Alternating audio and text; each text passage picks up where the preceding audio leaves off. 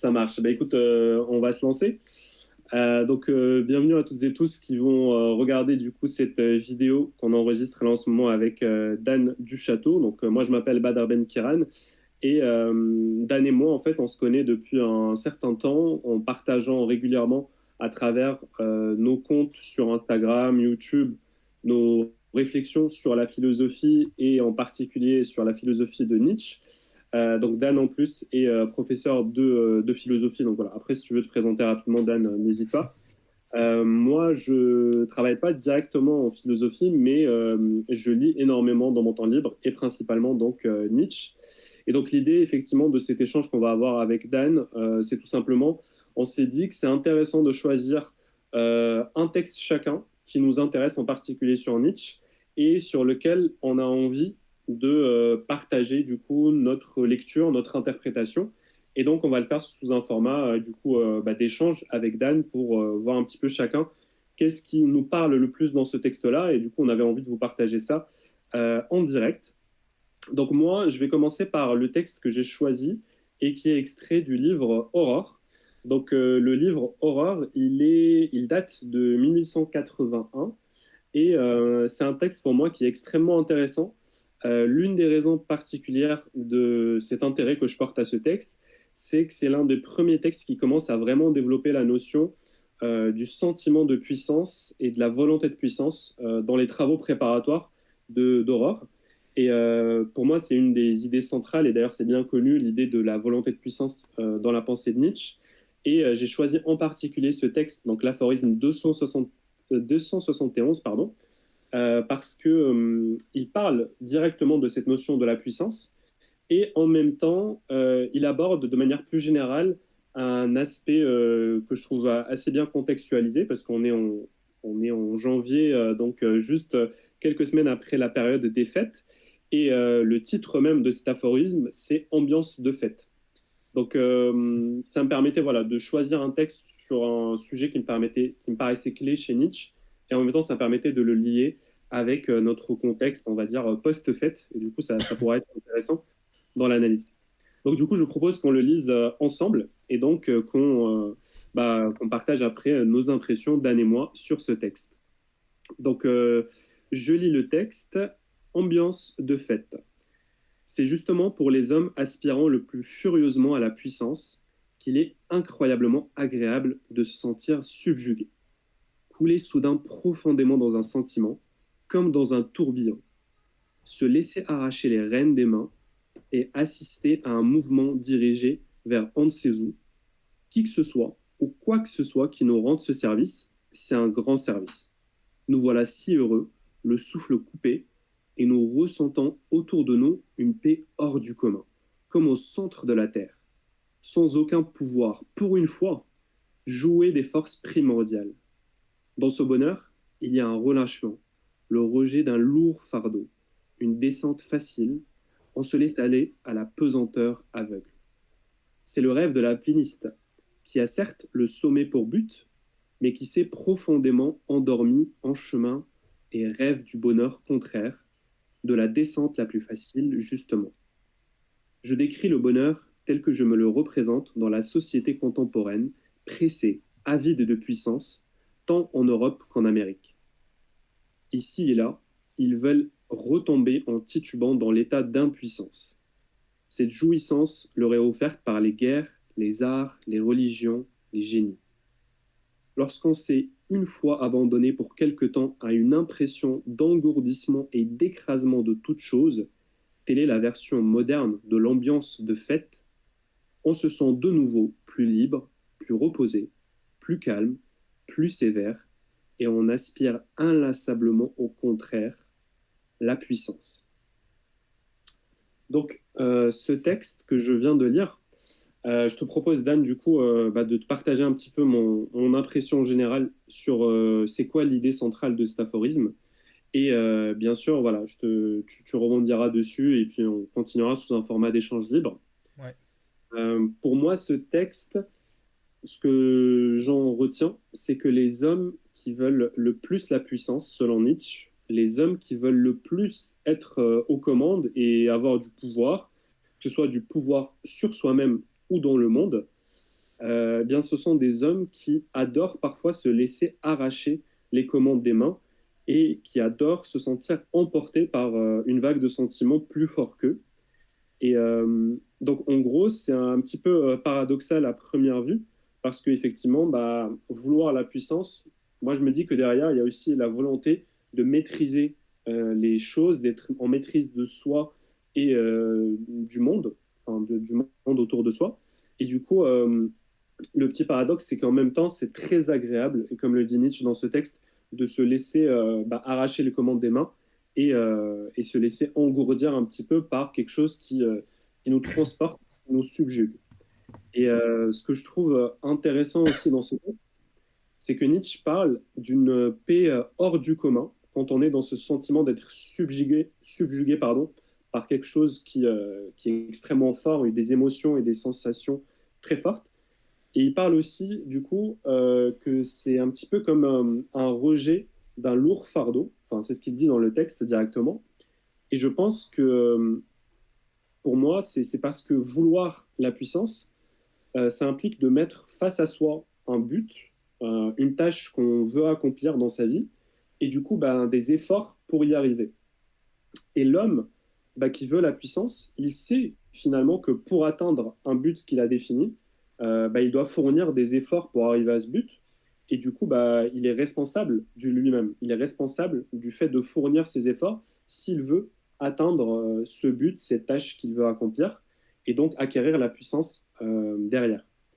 Et du coup, cette responsabilité envers soi-même, je pense que c'est ce qu'il caractérise par quand il dit bah, c'est un lourd fardeau qu'on se pose sur les épaules, ces responsabilités qu'on se met sur soi-même, notamment quand on aspire à la puissance.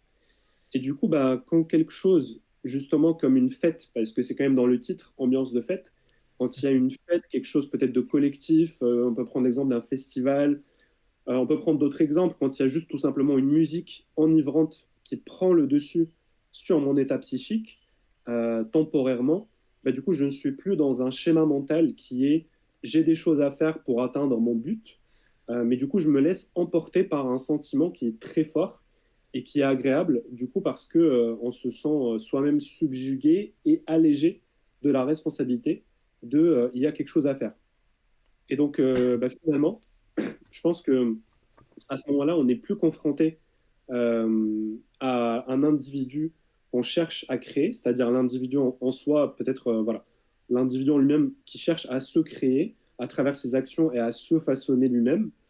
Mais du coup, il se passe qu'on se retrouve un petit peu emporté par des forces qui nous dépassent, des forces peut-être dionysiaques, on pourrait dire ça, qui viennent nous excéder et nous transporter, nous alléger de responsabilités.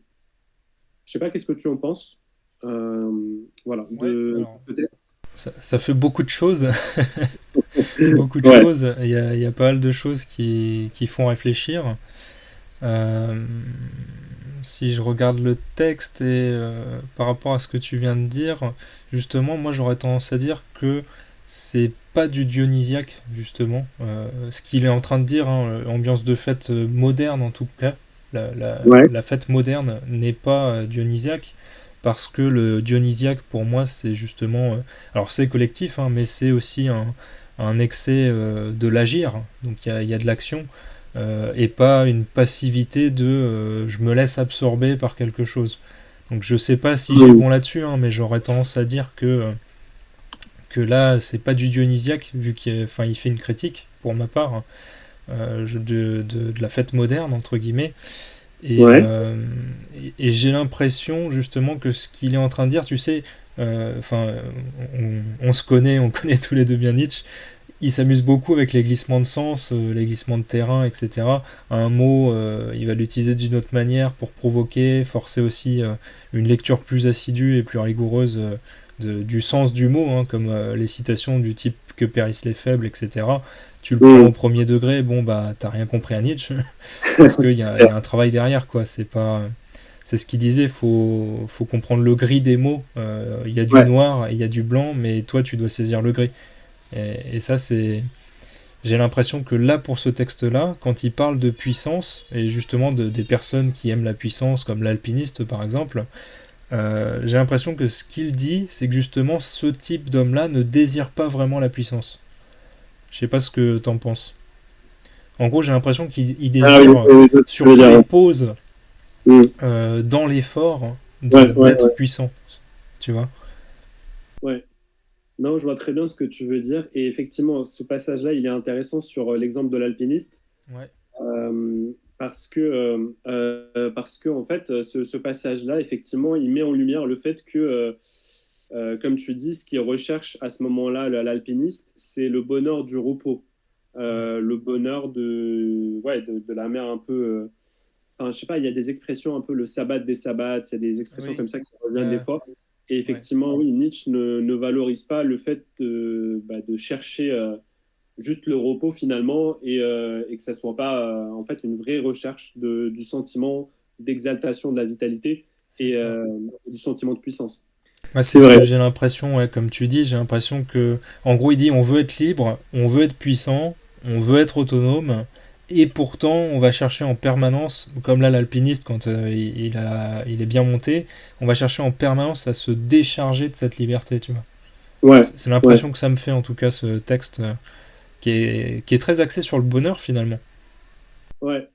Et c'est vrai que c'est là où ça se pose aussi la question parce que je pense que ce texte, moi je trouve qu'il résonne aussi beaucoup avec l'expérience artistique de Nietzsche avec la musique. Ouais, Parce que là, il est écrit en 1881 ouais. et ça fait quelques années que effectivement Nietzsche commence à déjà clairement se séparer de Wagner, comme il a clairement affiché avec Humain trop humain. Mm. Et là où je veux en venir, c'est que ce qu'il faut savoir du coup sur Nietzsche, bon toi tu le sais, mais je le rappelle pour ceux qui nous écoutent, Ouais, ouais, t'as c'est raison. que Nietzsche jouait lui-même du piano, était quelqu'un qui valorisait énormément la musique, l'expérience de la musique, et il était extrêmement sensible, notamment à la musique de Richard Wagner, donc je viens d'évoquer, je crois. Et Richard Wagner, du coup, c'était un compositeur forcément avec lequel Nietzsche a commencé d'abord par être un admirateur, en grande partie voilà, admirateur du phénomène Wagner, de sa musique, de son génie. Mais on sait que de manière générale, effectivement, avec Wagner, ben, il est en même temps critique de la musique de Wagner. Et quand on parle notamment c'est marqué dans le texte, quand on parle effectivement que la jouissance de cette ambiance de fête, c'est vers je crois la quatrième, la cinquième ligne avant la fin, il dit cette jouissance leur est offerte par les guerres et les arts. Et quand il parle des arts, je pense que notamment on peut mettre dedans la musique. Mm. Et pourquoi est-ce que j'ai évoqué Wagner? Et ça me paraît important ici, parce que là où Nietzsche est critique par rapport à la musique et à Wagner et qui nous lie à ce texte, c'est qu'effectivement, je pense que là, il y a aussi cet aspect que la musique, notamment de Wagner, il y a un aspect narcotique qui fait que, selon Nietzsche, ça peut éteindre la volonté. Ça peut éteindre la volonté de puissance, justement, chez l'homme. Et la musique, notamment de Wagner, du coup, mais ça peut être aussi d'autres types de musique, bien sûr. Ouais, ouais. Mais c'est vrai qu'il Euh, a beaucoup axé sur la musique de Wagner, puisque après, je sais plus dans quel ouvrage il dit ça, mais il dira justement que en fait, à la fin, il fallait plus qu'il écoute du Wagner parce que après, il restait quasiment alité pendant plusieurs jours, quoi, tellement que ça lui faisait exactement. mal, Ouais, physiologiquement parlant autant que psychologiquement. Donc, ouais, ouais, ouais, c'est sûr. Et effectivement, la musique, notamment de Wagner, et là je reprends les propos de Dorian Astor, qui est un spécialiste de Nietzsche et qui est aussi musicien. Et je trouve ouais, que c'est intéressant sa remarque ici, c'est qu'il disait que pour Nietzsche, la musique de Wagner, elle permettait à la personne qui l'écoute de prendre un petit peu comme des dimensions cosmiques. Et du coup, que le fait d'un petit peu s'identifier avec la musique de Wagner et prendre un peu cette dimension cosmique, ça avait pour conséquence du coup d'abolir la volonté de l'homme, finalement de réaliser des choses dans ouais. ce monde et du coup de vraiment exprimer sa volonté et du coup sa volonté de puissance dans le monde. Et je pense que c'est sûrement aussi peut-être un aspect de la critique qui est fait dans ce texte, Ouais, qui c'est est que très violente, hein. comment? Qui est très violente finalement, parce qu'il parle de bonheur, Ouais, mais en fait, c'est une critique très violente qui fait, si je te rejoins hein, de ce que j'ai compris de ce que tu dis, et je suis d'accord avec toi, En gros, ce qu'il dit, c'est que la volonté de puissance moderne, elle est Hmm. fatiguée d'elle-même. En gros, c'est comme si la vie elle-même était fatiguée, tu vois. En fait, il Hmm. parle du dernier homme, quoi. Enfin, Ouais. c'est ce que je Euh, ressens en tout cas, hein. Peut-être que je me trompe. Je sais pas si hmm. tu as un autre point de vue là-dessus.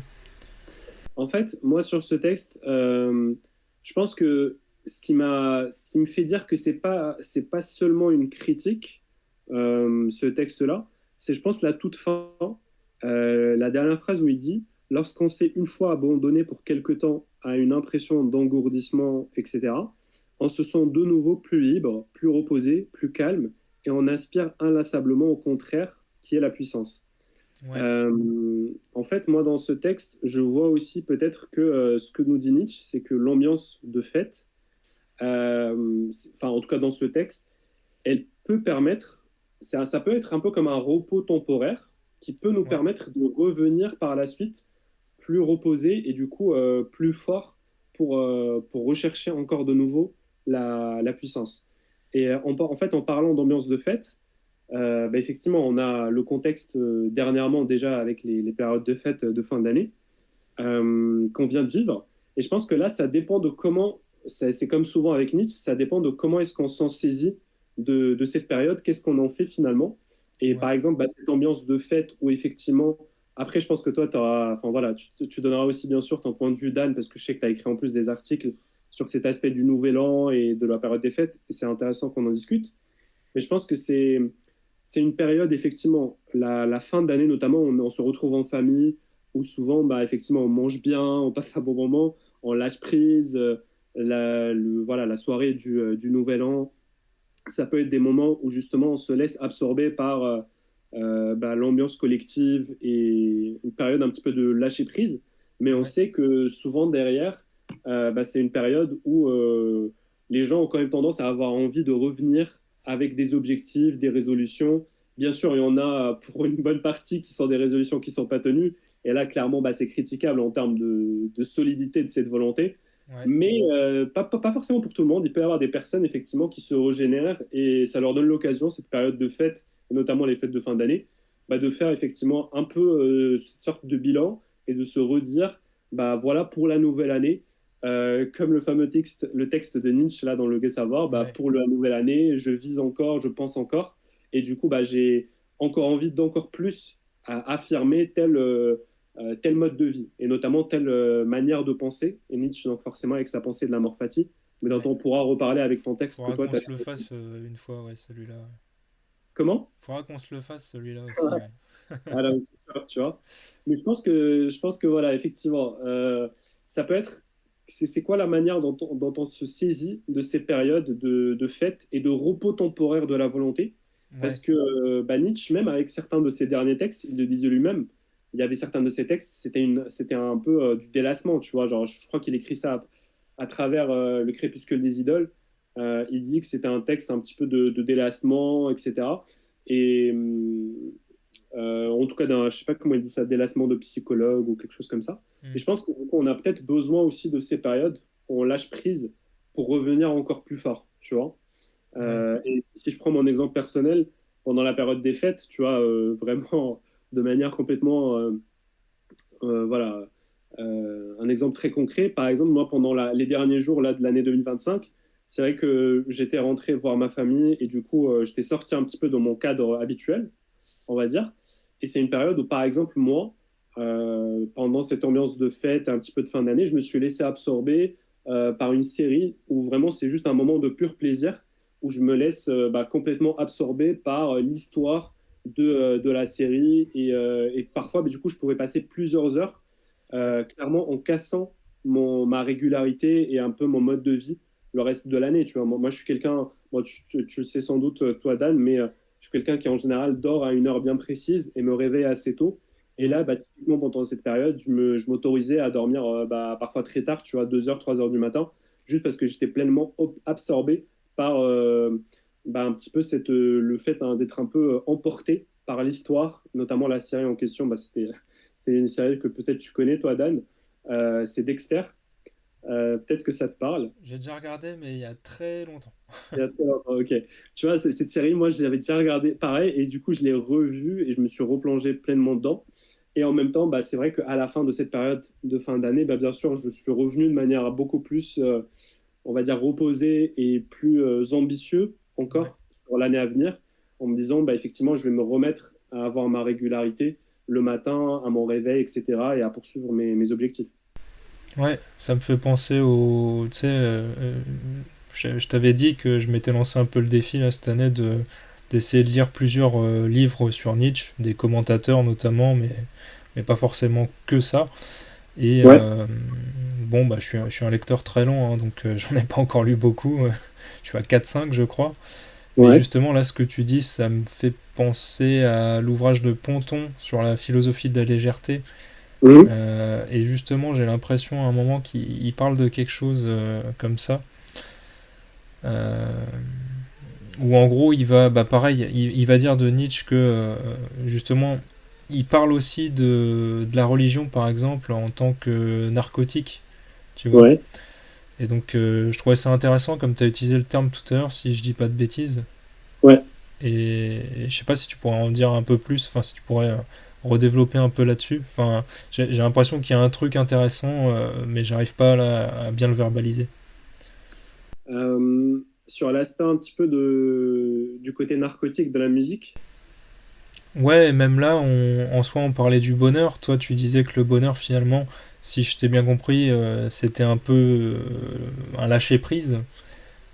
Qu'en tout cas, là, dans le paragraphe aussi, il a l'air de le dire comme ça, que qu'on était dans une forme de chute heureuse. Enfin, si je regarde le texte et qu'on l'analyse de manière un peu plus littéraire que philosophique, Ouais, ouais, t'as justement quand tu dis se laisser arracher les rênes des mains.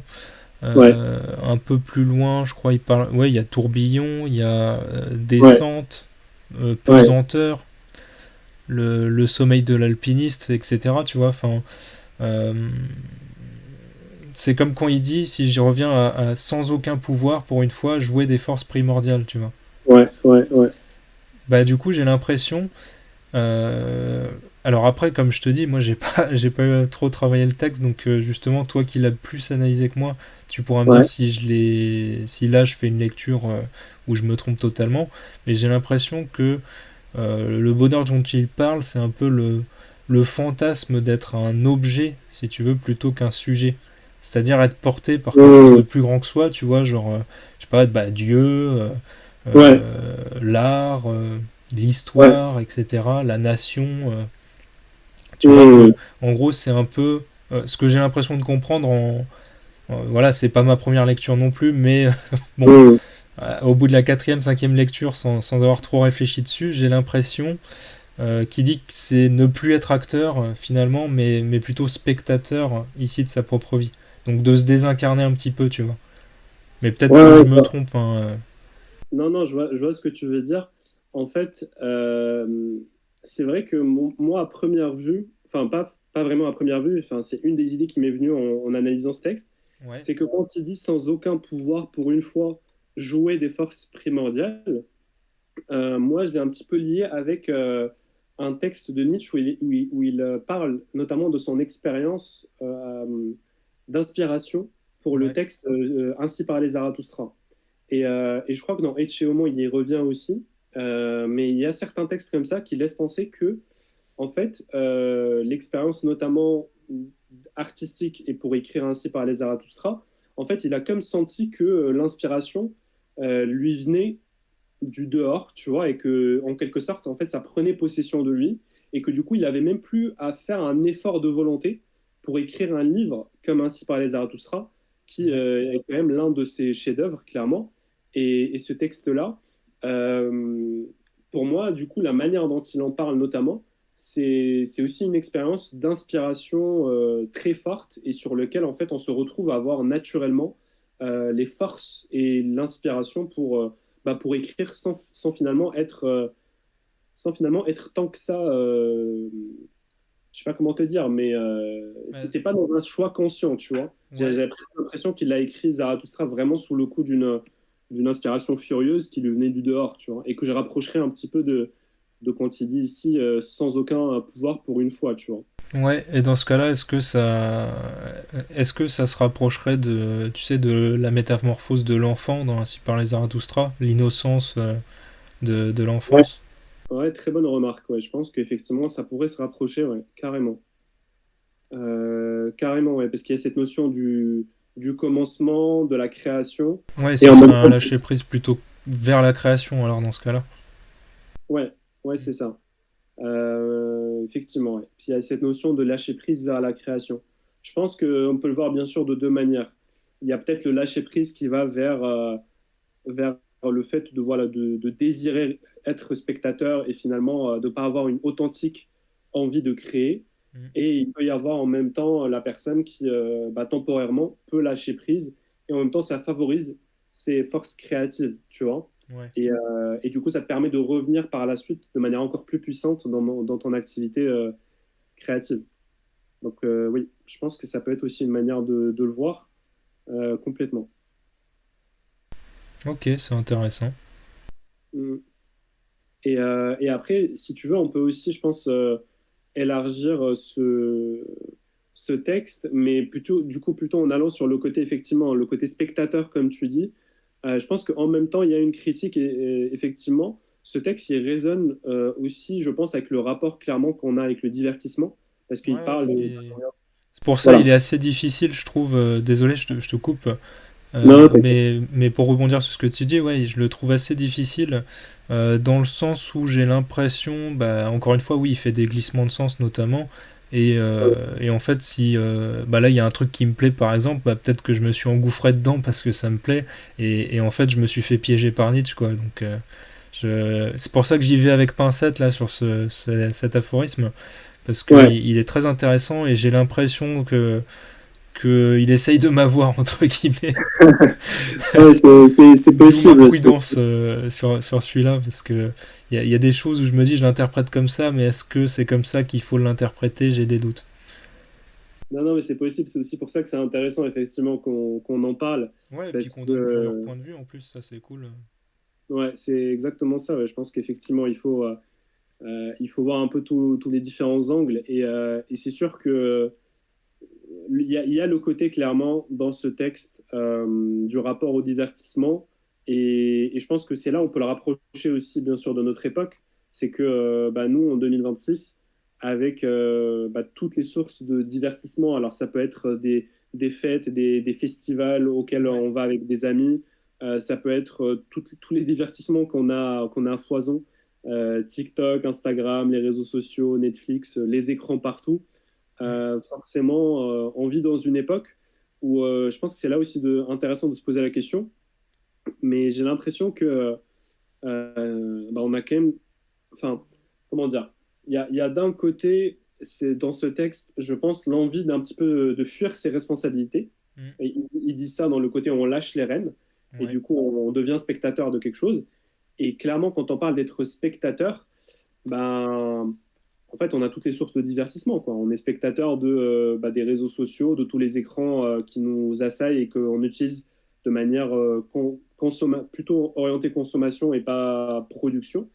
Ouais. Et donc, est-ce qu'on vit pas, enfin, je sais pas ce que tu en penses, mais est-ce qu'on vit pas dans une époque où on a presque organisé industriellement le fait de toujours être sujet à être spectateur de quelque chose sans être, en limitant le plus possible les temps où on est vraiment seul avec soi-même Ouais, ouais, pour créer et produire, tu vois. comme tu dis, oui, c'est le moment de fuite où on se précipite vers quelque chose d'anesthésiant. Enfin, on revient au terme de narcoleptique, Narcotique, je sais plus. J'ai plus. narcotique, ouais. Narcotique, oui, pardon. Mm. J'avais plus le mot. Donc ouais, pour moi, c'est vrai, on retourne un petit peu à ça. Il y a, comment dire, il y a encore une fois, ouais, il y a ce besoin de se fondre dans quelque chose de plus grand, Mm. comme c'est dit dans le texte, et ça me fait penser à. Alors c'était dans un recueil sur Bergson qui était dirigé par Camille Riquier, où Mm. je crois que je t'en avais déjà parlé il y a longtemps, mais bon, c'est Rousseau. Alors j'ai plus le prénom, mais il y a un Rousseau, mais pas le Rousseau connu classique, hein, un Mm. chercheur contemporain de nous, qui avait écrit donc sur Bergson, mais qui avait fait un lien entre Bergson et Nietzsche sur le surhumain. Mhm. Et justement, il donnait, je sais plus quel exemple, où il disait, et c'est là que je trouve ça intéressant, il faisait la distinction, enfin il parlait de l'unio physica et unio mystica. Et tu sais, ça revient un peu au sentiment océanique, notamment chez Freud, le sentiment Mhm. de plénitude, d'avoir l'impression d'être le tout et dans le tout, tu vois. Donc c'est Ouais. un peu ce côté, je pense, plaisir de ne plus être juste soi-même et avoir ses responsabilités, mais de se fondre dans quelque chose qui, en quelque sorte, nous déresponsabilise un petit peu. Mhm. J'ai l'impression que ça peut se rejoindre. Et donc dans ce cas-là, si je rebondis là-dessus, et que j'essaye de revenir un peu au texte, euh, en fait ça fait un cycle un peu. Si je dis pas de bêtises, c'est un peu... tu as une tension, tu sais, une tension presque insoutenable. Mhm. Par exemple, le boulot, comme je te disais avant qu'on enregistre, moi je suis un peu noyé par le boulot actuellement. Donc j'ai une tension. Il y a un moment où je vais ressentir le besoin, je vais avoir l'envie euh, de relâchement. Mhm. Donc je sais pas, par exemple en ce moment je joue un peu à Dofus pour me détendre, tu vois. J'y ai joué en 2007-2008, en 2012, en 2017, et là on est en 2026. Je suis père, et puis je me remets à Dofus, quoi. Enfin, Ok. voilà, donc là c'est mon moment de relâchement, tu vois, et puis en fait après il faut que je revienne Enfin, tu reviens de toute façon obligatoirement à une tension, donc il y a un cycle tension, elle est trop forte, un petit relâchement, ou un gros parfois, on va pas se mentir, et retention. Donc en fait, on Ouais. sort plus de cette roue en tant qu'homme moderne. Pour paraphraser un petit peu, parodier plutôt un petit peu Schopenhauer, je dirais que tu sais, on est en tant que comme moderne, on est un peu condamné à osciller Mhm. entre l'aspiration à dominer Mhm. et le besoin d'être dominé. Donc en gros entre l'effort, tu sais, de la montée comme l'alpiniste Mhm. et bah, le rêve de la descente, quoi, rapide avec un toboggan pour aller plus Ouais, vite et pas faire d'efforts, quoi. J'ai l'impression, voilà, que c'est un peu ça. Tu sais, c'est sa citation. ouais, Alors bien je sais sûr. plus, c'est la vie ou la. Si, ça doit être la vie. Il dit la vie aussi comme un pendule entre la souffrance et l'ennui. Ouais. Bon voilà, j'ai essayé de parodier un peu ça. Non, mais c'est effectivement, je pense, une bonne comparaison parce que il y a clairement cette idée ouais, de la tension de la volonté de puissance que crée la volonté de puissance, et effectivement en même temps le besoin de relâcher cette tension. Et par contre, alors, je sais pas si, enfin, tu vois, on peut pas être vraiment binaire avec Nietzsche, Ah mais non, surtout pas, ouais. clairement pas, tu vois, clairement pas. Clairement pas. Non, Mais, c'est sûr, c'est pas. mais L'oscillation est plus complexe. non, non, c'est sûr. Mais je veux dire, là, pour moi, avec Nietzsche, comme souvent, je pense que qu'est-ce que t'en fais en fait? Est-ce que ces moments de relâchement, ça devient le but en soi, ou est-ce que c'est un moyen pour revenir vers ta tâche créative et vers la tension et la tâche que tu as envie d'accomplir, en fait? Je pense que enfin, c'est pas négatif en soi, ce cycle, cette Ah non, non, ouais, je pendule, suis tu vois, qui est d'accord. aussi. Ouais. Je suis d'accord avec toi. Peut-être que je l'ai présenté de manière assez négative. euh, Non, mais non, mais après, moi aussi, je t'ai biaisé par ma question. hmm. Non, non, mais c'est vrai que je l'ai présenté de manière quand même assez négative. Mais comment dire? Bah, comme je leur disais tout à l'heure, même si j'ai plus le truc exact avec Ponton, mais t'as ce côté où par exemple la religion est un narcotique et en fait bah, pendant un certain temps ça peut aider certains, tu sais. Enfin, Mm. si comme Nietzsche en plus, hein, enfin, se fiche de la vérité objective, etc. Si à un moment t'as une croyance qui fait que pendant un certain temps, quand bien même elle est fausse, quand bien même elle peut être un petit peu toxique sur le long terme, bah après on revient sur le pharmacone, hein, la dose de poison fait le remède aussi. Donc si tu as un petit relâchement, mais que ce petit relâchement, encore une fois, comme tu le dis, permet de se relancer derrière. Donc là, Mm. dans le cas d'un religieux, imaginons quelqu'un qui n'a plus goût à la vie, qui peut-être a envie de mourir, hein, tout simplement. et qui, par le passage, par une religion, qu'importe la religion d'ailleurs, on s'en fiche, hein, mais par une croyance en la religion, reprend goût à la vie et donc réaccroît sa volonté de vivre et sa joie de vivre, bah pourquoi pas en fait. Enfin, et Nietzsche lui-même, même si on a tendance à le faire condamner absolument et radicalement la religion, le fait est qu'il dit que dans certaines civilisations, à certains moments, il y en a besoin en tant que narcotique. Et puis en fait, une fois que la douleur est passée, on peut essayer de s'en redétacher, quoi. Donc de renlever le réflexe métaphysique qu'on a eu. C'est pour ça que j'aime beaucoup, mais là je l'ai pas proposé là, mais je te le proposerai. Le passage vraiment de l'âne dans Ainsi parlait Zarathustra est mon passage préféré d'Ainsi parlait Zarathustra. On le reverra en détail, hein, je vais juste donner le truc principal, mais quand il est en train de dire à ses potentiels surhumains, mais en tout cas des hommes supérieurs pour le moment, qu'il est en train de leur dire voilà, faut pas idolâtrer, même moi vous devez pas m'idolâtrer, qu'après il ressent le besoin de sortir de la grotte, donc il va s'aérer, il est avec ses animaux, et que quand il revient, il voit tout le monde en train de danser autour de l'âne, et qui se dit mais qu'est-ce que vous faites, vous avez rien compris à ce que je vous ai dit, et ils disent bah non mais en fait on a juste pris une excuse là parce qu'on avait envie de faire la fête quoi, donc c'est pas grave, on augmente notre volonté de vivre avec entre guillemets un mensonge, on est en train de fêter l'âne, mais c'est pas grave quoi, parce que ça augmente notre joie de vivre et notre volonté de vivre. Ah, c'est excellent ce parallèle parce qu'en plus, non seulement tu abordes la fête de l'âne, qui Ouais. d'ailleurs rejoint le texte ambiance de fête, tu vois. Donc déjà, ça, c'est top. Et en même temps, ce qui est marrant, c'est que juste tu as choisi ce texte qui est dans la partie 4 de Zarathustra, que Ouais. d'ailleurs, je suis en train de relire avec l'explication, avec les fameux livres d'explication Ah oui, oui. dont j'ai parlé et dont je t'ai parlé, Dan, Mm. ce qui sont les textes de Pierre Hébert Suffren. Il faudra que je C'est les lise super un jour intéressant. aussi. Ouais, c'est super intéressant. Alors, je suis pas encore arrivé à la fête de l'âne, je suis vraiment au tout début de la partie 4, Ouais. mais c'est intéressant que tu aies pris cet exemple et je pense que ouais, c'est un bon texte, clairement, Mm. à lire et à mettre en parallèle avec celui-là. Ouais, mais donc ouais, pour revenir à ce que tu disais et donc à ce que j'ai essayé de prolonger, si je veux essayer de resimplifier quand même pour que ce soit plus accessible, je dirais qu'en gros, même si là explicitement, je trouve qu'il donne pas forcément le remède, il donne pas forcément la solution là dans cet aphorisme. Euh, Implicitement oui, mais explicitement je trouve pas. Euh, Comment dire, je le relis un tout petit peu pour pas te dire de bêtises, mais si je veux reformaliser par rapport à tout ce qui est dit et surtout la fin aussi, en gros, il faut être capable de vouloir et de lâcher prise sans être dépendant ni de l'un ni de l'autre. C'est ce que j'ai l'impression. En gros, faut une force sans crispation, quoi.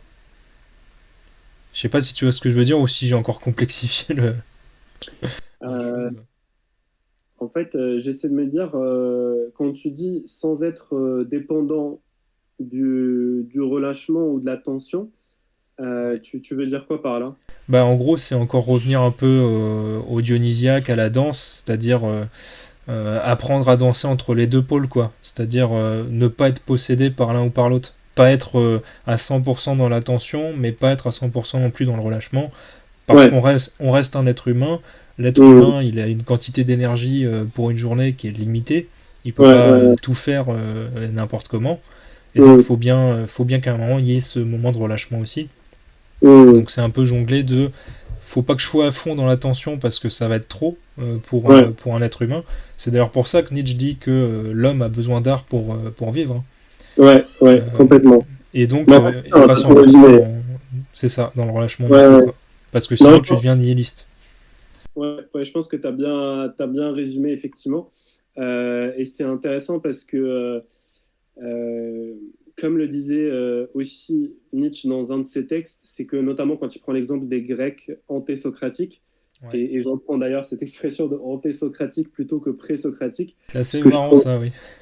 je trouvais une remarque de Philippe Granarolo, qui est aussi un spécialiste de Nietzsche, intéressante sur le sujet. Là, il fait des trucs intéressants. Mm. Bon, c'est juste une parenthèse, mais il disait que quand on dit les Grecs présocratiques, ça fait penser, même inconsciemment, aux hommes préhistoriques, tu vois. Ouais. Un peu un côté primitif. Donc, quand il dit grec antésocratique, c'est peut-être un peu plus neutre. Et bref, du coup, c'est juste une parenthèse, mais Ouais, du mais coup, c'est intéressant, et justement, si je peux rebondir dessus, ouais, vas-y, vas-y. ce qui est amusant là-dessus, c'est que justement, enfin, effectivement, quand tu dis présocratique, c'est un peu, et je trouve que c'est la philosophie occidentale, européenne, etc., a tendance justement à dire présocratique, et enfin, je le vois quand je l'enseigne aux élèves, c'est un peu, et je leur fais justement critiquer un peu ça et prendre du recul. Ok. C'est un peu comme on dit à chaque fois, ouais, la Grèce c'est la naissance par exemple de la culture critique, etc. Bah, c'est pas totalement vrai déjà, même si c'est quand Hum, même là où on a le plus théorisé dans des ouvrages, notamment avec la rhétorique d'Aristote. Hein. Mais pré-socratique, ça fait presque péjoratif, c'est-à-dire que c'est ouais, comme s'il y avait un avant-Socrate, un après-Socrate, et qu'il avait ouais. changé le monde entier, quoi. Alors, ce Hum, qui est totalement faux, il a changé peut-être un prisme, ça c'est vrai, et puis avec Platon, il pose une certaine base aussi de la philosophie européenne, euh, hum. mais ce qu'il y avait avant lui n'était pas moins pertinent ou moins bon que lui, quoi. Ah bah C'est juste que clairement. c'était une autre manière d'interpréter le monde, notamment avec les sophistes.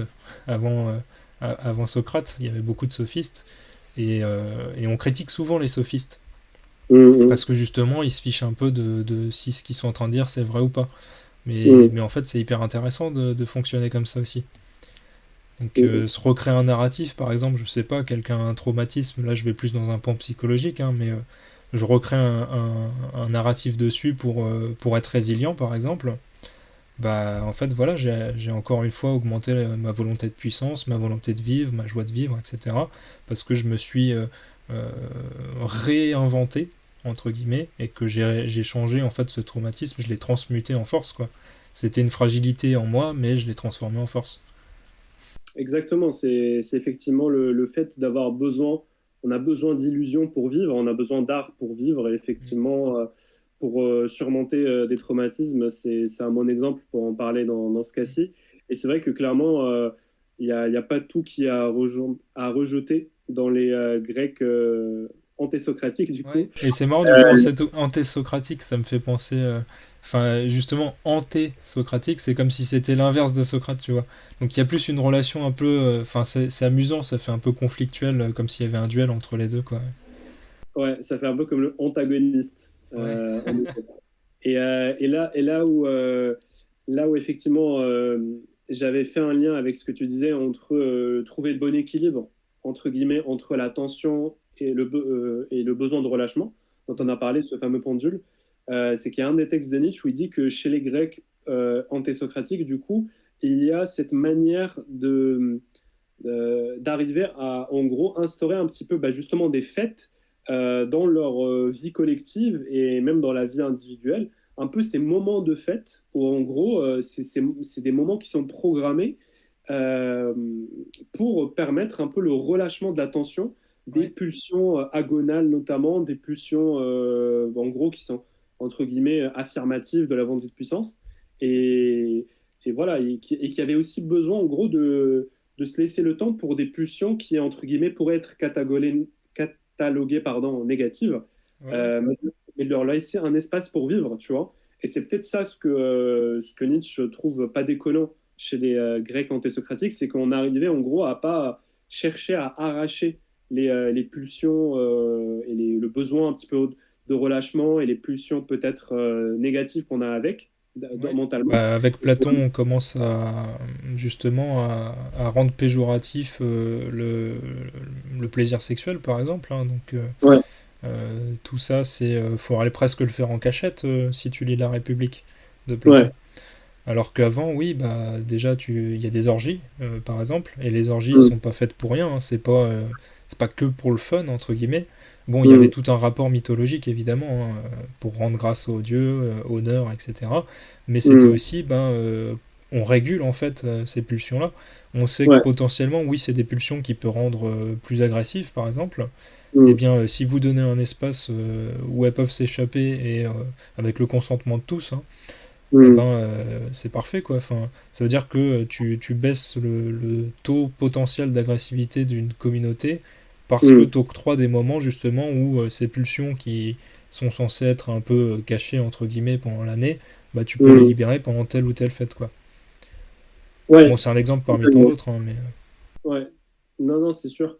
Et c'est vrai que si tu regardes un petit peu les réseaux sociaux et de manière générale, enfin, tout ce qui est discours de développement personnel et tous ces trucs-là, euh, on parle pas vraiment un peu de comment est-ce que tu arrives à canaliser justement ce besoin de relâchement et ces pulsions qui sont peut-être considérées à première vue comme négatives, tu vois, genre, enfin, on parle pas, je trouve, assez ouvertement de comment est-ce que tu arrives à trouver le bon équilibre entre cette tension que tu vas avoir, bien sûr, parce que si tu regardes des trucs de dev perso et tout, tu es quand même vachement focalisé sur le côté tension, tu vois, volonté de puissance et objectif, etc. Très ouais. bien. Mais en fait, c'est hyper important aussi d'arriver à organiser pour trouver le bon équilibre, comme tu as dit, sans être dépendant soit sur l'un, soit sur l'autre, mais trouver un peu ce bon équilibre pour maintenir son niveau d'énergie sur le long terme, en fait. Parce que le capital d'énergie, comme tu disais, il est limité dans une Ouais. journée. Et du coup, il faut arriver à trouver, à jongler entre ces deux, à trouver des moments, en gros, de travail et des moments de fête dans son quotidien, en fait. Ouais, totalement, ouais. Et puis j'ai revu ça il y a pas longtemps où je sais plus qui intervenait. C'était un nutritionniste, j'ai plus le nom, qui parlait justement du capital décisionnel que tu as dans la journée, qui est pareil limité, et qu'en Mm, fait, bah, dans notre société moderne, ton capital de décision, il est totalement noyé par toutes les micro-décisions que tu es obligé de prendre. Truc tout con, bah, t'as 10 000 aliments différents. En plus, là, pour le coup, autant éviter ultra transformés. Mais ceux qui mangent des céréales, moi, j'en mange plus depuis quelques années. Mais tu manges des céréales, tu vas dans un rayon, t'as plusieurs mètres de rayons de céréales différents. Donc, déjà mm, là, tu vois, tu épuises ton capital décisionnel de la journée juste pour choisir bah, un paquet de céréales, quoi. Et en fait, mm, le problème, c'est que ça te fait ça avec tout. Parce que tu vas avoir pareil, je sais pas, tu vas acheter après de la sardine ou du maquereau, bah, t'as 5-6 marques différentes, t'as 10 000 vêtements, bon, bah, je prends lequel, tu vois, etc. Bon, là, mm. j'ai pas un bon exemple, j'ai un t-shirt rouge, mais j'ai quasiment, là, j'ai fait pas mal de tri depuis quelques temps. J'ai quasiment que les mêmes t-shirts, que les mêmes sweats, que les mêmes pantalons cargo parce que je suis à l'aise dedans. Et Mm. en fait, j'ai plus besoin de choisir quoi. Le matin, je me dis, bah voilà, euh, j'ai ça, je l'enfile, je perds pas mon énergie là-dessus. Non, effectivement, ouais, je pense que c'est cet aspect autour du capital décisionnel. C'est vrai que l'exemple de choisir ses aliments, il est pas mal parce qu'en fait, ça m'a fait penser aussi à, de manière générale, tu vois, avec toute l'infobésité qu'on a, avec Ouais. Internet, les technologies qu'on a aujourd'hui. En tout cas, je sais pas si tu as eu ce ressenti-là, mais bon, ce sera peut-être juste une petite parenthèse avant qu'on passe à l'autre texte, si tu veux. Mais genre, par exemple, même quand tu cherches à te former sur un sujet et à chercher des informations sur un sujet, du coup, c'est un capital décisionnel énorme, tu vois. Et en parlant de nutrition, en fait, c'est pareil. Si par exemple, je sais pas, moi, j'ai envie demain de me former sur comment avoir une alimentation saine, tu Ouais. vois, par exemple, je prends ce sujet. Déjà, si ça se trouve, mais ça me surprendrait pas, si je cherche sur Internet, je vais trouver 15 milliards de formations différentes, tu vois. Ah oui, oui, Donc, bah c'est clair et net, t'en auras 15 milliards, rien ouais. que ça, rien que ça, du coup, moi, ça me fait chier de devoir passer du temps à me dire c'est quoi la bonne information et tout. Mais bon, c'est peut-être nécessaire, etc. Mais déjà, rien que ça, voilà, pour chercher des informations, maintenant avec Internet, c'est déjà un capital enfin, de décision énorme que tu Ouais, dois ouais, tu passer. perds déjà du temps là-dessus. Et d'ailleurs, je sais pas si t'as vu, ma petite anecdote, on digresse un peu, hein, mais Mm, c'est intéressant là ce qui se passe aux États-Unis aussi avec Kennedy, qui change totalement les recommandations et les préconisations en matière de santé alimentaire, de nutrition, etc. aux États-Unis là. C'est un virage à 180 degrés qui est en train d'être fait aux États-Unis. euh, mm, Où tu sais de base faut manger masse de céréales le matin, des jus de fruits qui sont complètement stérilisés, donc en fait tu bois de la merde, enfin que des conneries comme ça où on va te dire ah bah faut absolument que tu manges tous tes légumes et puis pas trop de viande, etc. Alors qu'en fait on se rend compte que faudrait plutôt manger de la protéine plutôt que ses légumes en premier, quoi. Enfin, plein Mhm. de choses comme ça. Et en fait, le mec, il est plus presque vers du régime cétogène, quoi. Enfin, tu sais, du manger brut, quoi. Et donc aux États-Unis, là, ils sont en train de faire. Il y a eu le truc, la feuille officielle 2026, là, qui a été publiée il n'y a pas longtemps, en début Ouais. janvier. C'est hyper intéressant, hein. C'est hyper intéressant, je te conseille d'aller voir. Je veux pas trop digresser là-dessus, hein, mais en gros, ils sont en train d'essayer de remettre en bonne santé les Américains, si tu veux. Là, ouais, aux D'accord. États-Unis, tu as 90% des Américains, je crois, si je dis pas de bêtises, qui ont une maladie chronique. Et potentiellement, bah, genre diabète de type 2, etc. Quoi. Donc, Ouais, ouais, c'est sûr que ça, c'est un sujet. Mais il faudrait que je regarde un peu plus. Mais ouais. effectivement, ouais, la statistique que tu sors, ouais, c'est assez fort. Ouais, et puis Mais je vais c'est pas regarder. mieux en Europe, hein. Enfin, en fait, on Hmm. suit déjà les préconisations qu'il y avait dans les années 80 par les Américains. Donc, on est en Hmm. retard, eux ils sont en train de se dire ouais ça fait des années qu'on fait de la merde et puis on Hmm. va rectifier le coche, sauf qu'en Europe la rectification elle va pas se faire en même temps, donc on va rectifier dans plusieurs décennies je pense. Ouais, mais c'est non, mais c'est sûr. En plus, ça, c'est un sujet qui nous intéresse tous les deux. Forcément, bah, un corps sain, un esprit sain dans un corps sain. Et donc, forcément, quand on parle de corps sain, bah, on Et parle aussi de inversement, ouais. nutrition. Et d'ailleurs, Nietzsche en parle clairement beaucoup aussi de la Ah nutrition, bah mais on c'est pourra pour ça que j'aime effectivement bien reprendre. Homo, hein. C'est Ouais, Homo, c'est tout le monde a l'impression que Nietzsche nous prend un peu pour un con parce qu'il parle de climat, il parle de nourriture italienne, française, etc.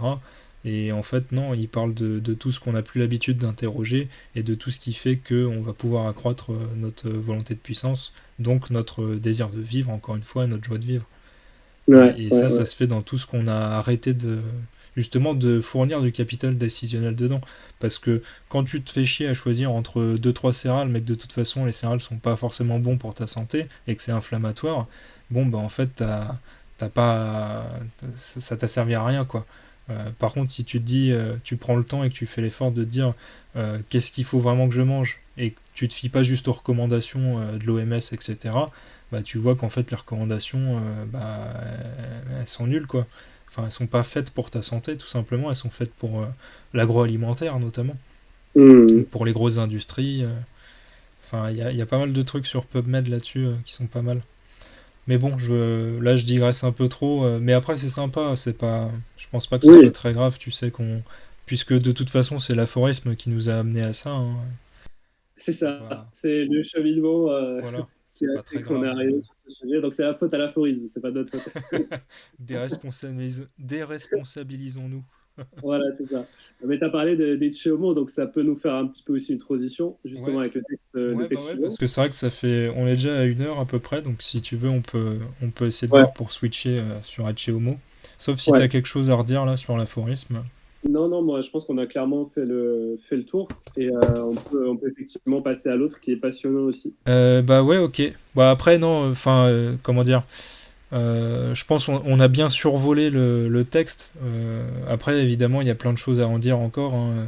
On n'a pas été dans le détail, mais au moins, ça fait une petite vision d'ensemble, je trouve. Ouais, Non, c'est sûr, c'est sûr. Après, effectivement, ouais, on peut toujours y passer plus de temps. ouais bah, Euh, on pourrait y et passer des jours. voilà. L'exégèse de l'aphorisme 271. Une semaine, je suis désolé, je peux pas aller au boulot. Je suis en train de faire l'exégèse Voilà. Hop. Alors moi j'ai pas fait, comme je te disais, j'ai pas fait aussi bien le travail que toi. Donc je vais lire le texte. Après, bon, présenter chez Homo, bah, aller sur Wikipédia.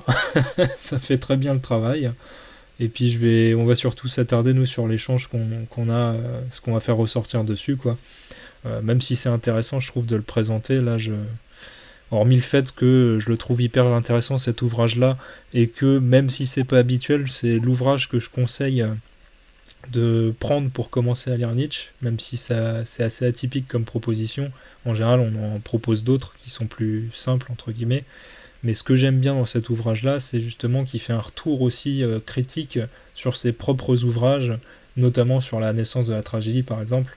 Donc c'est ça qui me plaît, en plus du fait que bah, c'est presque un nutritionniste quoi, dans Ecce Homo, donc j'aime beaucoup.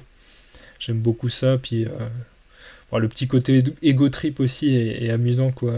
Là, on est quand même dans, si je me trompe pas, le passage que je nous ai donné, c'est dans Pourquoi suis-je si malin.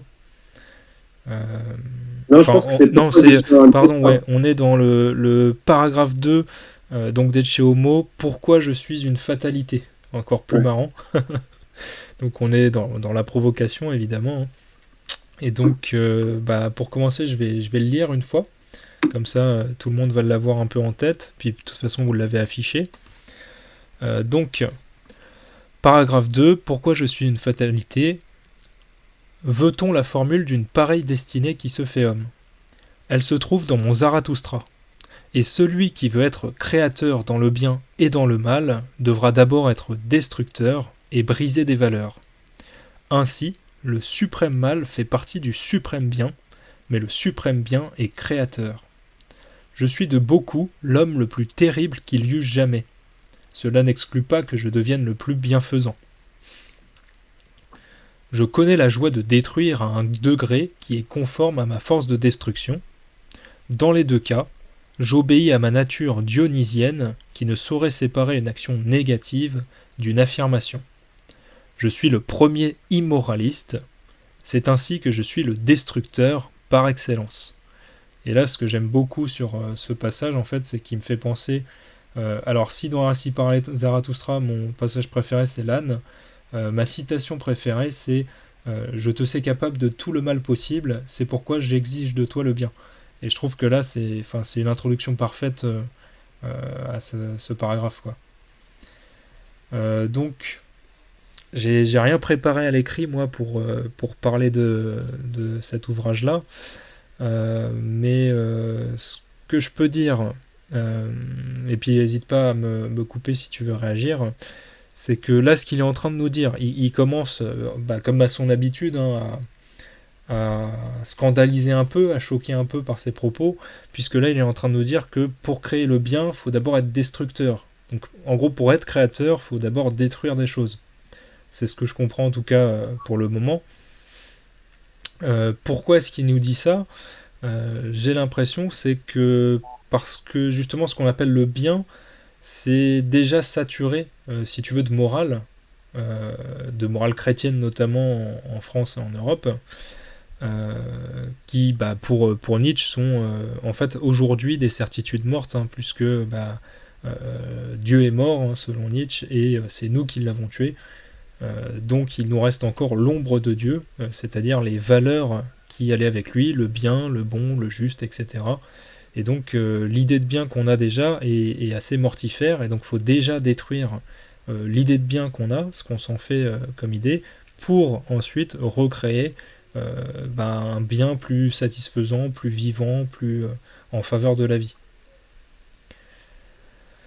Euh, J'essaye de revoir le texte pour pas dire de bêtises, et puis sauf si tu veux déjà réagir un peu là-dessus, sur le côté je dois d'abord détruire bah, les schémas que j'ai hérités notamment, parce que là je parle de christianisme en France, donc de la culture aussi bah, française, entre guillemets, puisque ça fait autour du christianisme, enfin Ouais, catholique en tout cas. c'est vrai que ce texte, enfin, en tout cas, ce que tu es en train de décrire, enfin, dans ton explication notamment, c'est Ouais. que c'est un petit peu les trois métamorphoses. C'est que, en gros, tu passes d'abord par l'étape. Donc, les trois métamorphoses, pour ceux qui ne connaissent pas, c'est fait partie de Ainsi par les Zarathustra. Et donc, c'est les trois métamorphoses de l'esprit, voilà, de l'humain. Et du coup, une des premières, enfin, la première métamorphose, c'est la première étape, c'est le chameau. Et donc, le chameau, c'est un peu les valeurs et ce qu'on a hérité, comme tu dis, Dan. Des valeurs, une morale, la morale de la société, la morale de l'époque et de la morale de la religion qu'on a. Et donc, après avoir hérité de ça et respecté ces règles-là, une métamorphose pour bah, avancer vers le cheminement vers soi-même, on va dire. Mhm. Du coup, il y a l'étape du lion, et le lion, c'est celui qui apprend à dire je veux. Et donc, je veux, c'est effectivement réussir à oser s'opposer parfois à certaines choses avec lesquelles on n'est pas d'accord. dans les valeurs existantes, on va dire, et qui ont prédominé dans sa vie. Et donc, réussir à dire, moi, je veux ça et je veux créer justement et avancer dans telle direction. Mais du coup, la dernière étape, la troisième métamorphose, c'est celle qui permet vraiment de justement créer. Et comme ça le dit dans le texte, euh, c'est qu'il y a effectivement le bien, le suprême bien est créateur. Et Ouais. donc, la troisième étape de l'enfant, dans les trois métamorphoses de l'esprit, l'enfant, c'est celui qui est capable justement d'être dans la création de ses propres valeurs.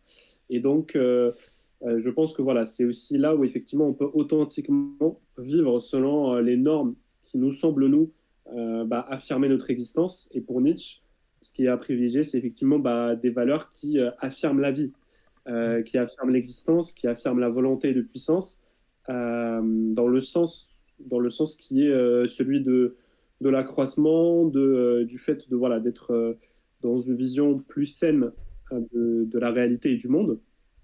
Et moi, ce qui m'intéresse aussi dans ce texte, et effectivement, j'aime beaucoup la phrase que tu as citée, je te sais capable de tout le mal, c'est ça? Ouais. C'est pour ça que j'exige de toi le bien.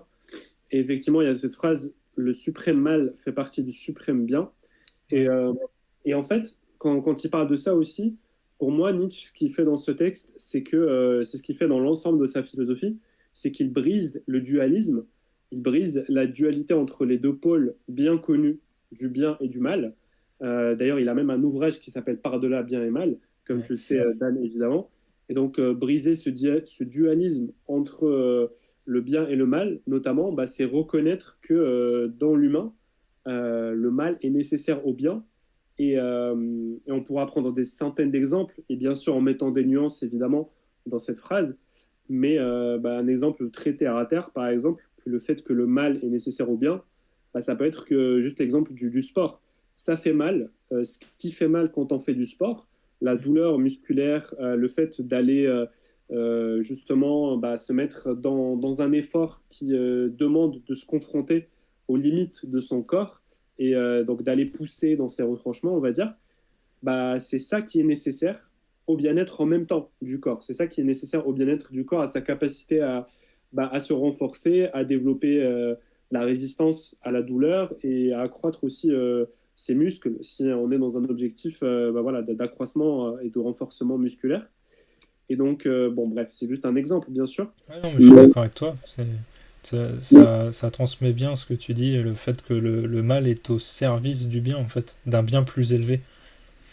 Et donc le ouais, mal suprême est au service d'un bien suprême, quoi. ouais, c'est sûr. C'est ce que t'as Héraclite qui disait ça. Héraclite proclamait, pardon, si je dis pas de bêtises, hein, parce que ça date. Je crois qu'il dit la guerre est père de toute chose. Ouais, Donc ouais, ça me fait penser à ça un peu, quoi. mm, exactement. C'est Exact. dangereux, c'est mauvais, mais ça ouvre la voie en fait à de nouvelles manières de vivre, à de nouvelles manières de penser, etc., quoi. Ouais. Le conflit, enfin la guerre. mm. Et je pense qu'effectivement, avec ce texte aussi, parce que là où il faut peut-être mettre aussi un peu un cadre Ouais, quand on aborde un texte comme ça, parce que ce texte-là, finalement, Nietzsche, il parle quand même de briser des valeurs.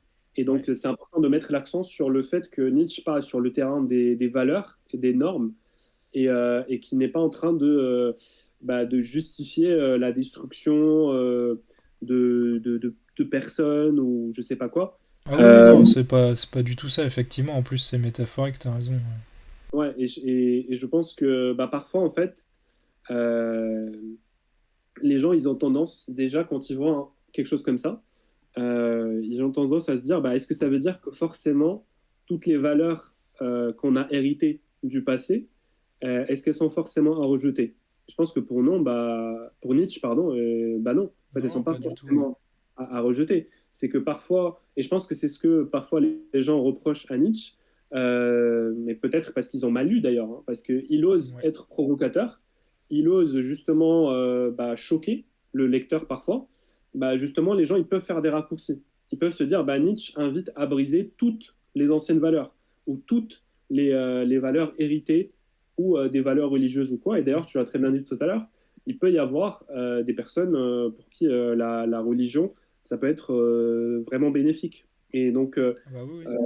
ça, c'est juste une parenthèse, mais, Ouais, euh, mais qui est mais importante, t'as raison. Et d'ailleurs, si je veux apporter de la nuance dessus, hum, ce qui critique surtout dans la religion, c'est la morale du ressentiment. Donc parce que hum, c'est la partie de la religion qui déprécie la vie.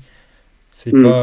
C'est pas la religion en tant que telle en général qui va attaquer en tant que telle. Ouais, c'est ça.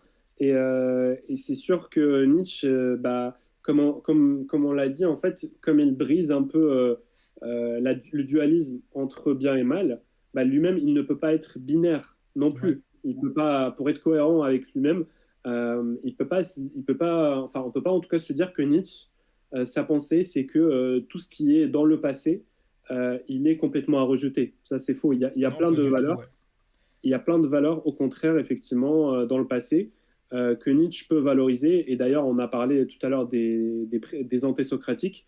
J'ai encore le réflexe de dire présocratiques. Les antésocratiques, bah, notamment, ils avaient comme valeur ce qu'ils appelaient le agon, la Oui. pulsion agonale, la pulsion notamment de la compétition. Et ça rejoint parfaitement Héraclite avec l'aspect la guerre et le père de toute chose. Bah, notamment les antésocratiques, ils avaient cette pulsion bah, du dépassement de soi, de compétition, et qu'ils utilisaient au service, voilà, au service d'un accroissement de la vitalité. Et Ouais. donc, on peut effectivement voilà, ajouter bah, cette lecture-là à ce Totalement, ouais. texte. D'ailleurs, si je peux me permettre, justement, enfin, tu sais que je sais plus si tu es abonné d'ailleurs, mais que je fais une newsletter sur comment créer son propre manifeste, c'est-à-dire en gros comment bah, repérer par exemple les valeurs qui vont dominer votre manière de vivre. Et donc, justement, dedans, c'est ce que j'explique, et c'est un peu nietzschéen finalement, hein. J'explique que bah, faut déjà repérer toutes les valeurs que on a héritées bah, de notre famille, puis les valeurs qu'on a héritées de la société dans laquelle on est. Ensuite, bah, repérer les valeurs que potentiellement on a faites nous-mêmes, etc. Et après, elles sont toutes, absolument toutes, hein, même celles qu'on a créées nous-mêmes, sont toutes soumises à analyse critique pour voir s'il y en a qu'on veut rejeter, évidemment, s'il y en a qu'on veut garder telles quelles, parce qu'elles sont très bien comme ça et elles fonctionnent bien, ou s'il y en a qu'on veut garder mais dont on veut modifier quelques parties, quoi. Donc Mm, c'est ça, il faut pas tout rejeter en bloc, ça ce serait presque du nihilisme en fait, un rejet total. C'est plutôt, bah voilà, j'ai ça dans mon héritage, par exemple physiologique et psychologique, qu'est-ce que je peux en faire? Est-ce que ça me sert? Est-ce que ça m'est utile pour accroître ma volonté de vivre? Si c'est le cas, bah, je le garde. S'il y a quelques blocages, ben, je modifie, je transmute un peu pour que ça devienne pertinent. Et si je vois que ça m'apporte que du mauvais, vraiment dans le sens de dépréciation de la vie, eh ben, mm, là pour le coup, oui, ça dégage quoi. ouais, ouais. Donc je suis Non, mais totalement d'accord avec toi là-dessus. Ouais. D'ailleurs, c'est un exemple, ouais. excuse-moi, vas-y. Non, non, vas-y, pardon. Tu voulais dire? Je disais juste d'ailleurs quand je parlais là morale chrétienne du ressentiment etc. C'est pas les seuls trucs qui tapent en termes de valeurs, hein. Ils tapent sur l'utilitarisme bourgeois, ils tapent sur l'égalitarisme républicain démocratique. Enfin il y a plein de valeurs sur lesquelles faut travailler, il faut détruire entre guillemets pour reconstruire. Mais détruire, bah en fait c'est comme il y a je crois que c'est une déesse indienne ou hindoue, je veux pas dire de bêtises, je maîtrise pas bien le vocabulaire. C'est Akilandashvary qui dit que c'est lorsqu'on est en 1000 morceaux qu'on peut devenir qui on est. Bah, le travail de Mm, destruction, ça veut pas dire que j'ai tout fait exploser et qu'il n'y a plus rien. Ça veut dire qu'il y mm, a plein de morceaux éparpillés par terre et que potentiellement je peux ramasser quelques morceaux et puis les réassembler, les recoudre avec autre chose, quoi. Ça, mm. comment dire, c'est pas une explosion et une destruction radicale où il n'y a plus rien derrière. C'est sûr. C'est sûr. Et je pense que ce travail-là, effectivement, donc de bien voir un peu quelles sont les valeurs qu'on a héritées, celles qu'on a créées, comme tu as dit, et du coup, voir celles qu'on a envie justement d'affirmer pour sa vie et pour ce qui est à venir. Et, euh, et je pense que c'est intéressant aussi de voir c'est quoi certaines des valeurs qu'on pourrait dire que Nietzsche affirme lui-même. Et en tout cas, moi, l'un des éléments, je pense, qui ressort beaucoup de Ainsi parlait Zarathustra. Alors, c'est pas dans Ecce Homo, mais il en parle aussi dans Ecce Homo. Ouais. Mais dans Ainsi parlait Zarathustra, Nietzsche, c'est intéressant, il y a certaines valeurs principales qui quand même ressortent à travers son texte. Et là, je m'appuie notamment sur ce qu'a proposé comme commentaire Pierre Hébert Suffren, comme je t'en parlais. Ouais. Donc, il a vu effectivement que ce qui ressortait souvent dans le texte d'Ainsi parlait Zarathustra, et ça rejoint ce que tu dis sur les critiques que fait Nietzsche de nos conceptions actuelles des choses, et notamment, on pourra parler du bonheur, tu vois, la manière dont on définit le bonheur. Eh ben, ça pourrait être une question sur laquelle on passe des heures, tu vois, mais Nietzsche, ce qu'il dit notamment, c'est que un de ses commandements, entre guillemets, ou une de ses valeurs, c'est de se dire, bah, tu ne chercheras pas le bonheur. Tu ne chercheras pas le bonheur, Ouais. mais un certain type de bonheur. Et un certain type de bonheur qui, en réalité, fait très bien le lien avec notre société contemporaine. Souvent, et ça fait le lien aussi avec le texte qu'on a vu avant, c'est que souvent le bonheur, il est vu comme ce moment de relâchement, de paix, où il n'y a absolument pas de tension. On est juste en train de, comme on dit, de profiter du moment, on est apaisé, tout est nickel. Ouais. Et Nietzsche, il dit, bah, cette compréhension-là du bonheur, bah, en fait, elle fait que ce qu'on recherche, c'est en fait, c'est presque comme si on recherche tous les moments où on n'est pas en vitalité, tu vois. C'est Mm. presque comme si on recherche tous les moments où on n'est pas en train d'exprimer une volonté de puissance. En fait, c'est comme si le bonheur, notre conception, c'est tout simplement les moments de repos où il n'y a aucun effort à faire, il n'y a aucune exigence, tu fais rien, juste tu consommes, tu manges ton tacos ou je sais pas quoi, ou tu bois, tu sirotes ton cocktail devant la plage. Bon, ok, très bien, c'est des moments qui permettent de se régénérer, mais est-ce que c'est ça le bonheur et le but à atteindre? Nietzsche dit, bah quand même les gars, posez-vous la question, quoi. Tu Ouais. chercheras pas le bonheur comme finalité ultime de repos. Et à partir de ça, je pense qu'on pourrait élargir à 50 milliards d'autres choses, tu vois. Mais... Ouais, puis d'ailleurs, enfin, il y a une notion de bonheur chez Nietzsche, mais euh, c'est, il me semble, hein, pour lui, c'est pas le but de la vie justement, et puis c'est pas une binarité bonheur-malheur, c'est Mm. comment est-ce que, encore une fois, j'accrois ma volonté de puissance, donc mon désir de vivre, etc. Mm. Ouais, ouais, c'est sûr. Donc, C'est d'ailleurs ce qui est dit dans le texte, c'est qu'effectivement, le mal suprême est nécessaire au bien. ouais, Et il parle aussi d'ailleurs dans le texte de cet aspect de cette phrase que j'aime bien aussi, j'obéis à ma nature dionysienne qui ne ouais, saurait séparer, qui ne saurait séparer une action négative d'une affirmation. Et rien que cette phrase avec la notion de l'affirmation, je pense qu'elle est très intéressante parce que quand Nietzsche il parle d'affirmation, mm, bah, on pourrait en parler des heures, hein. C'est le thème, l'un des thèmes forts de chez Nietzsche. Mais il faut bien comprendre que effectivement Nietzsche il développe un paradigme. Et donc là, je parle pour les auditeurs qui connaissent pas déjà Nietzsche, mais je sais que toi tu connais ces éléments ouais, bah d'Anne. oui, c'est bien de le rappeler.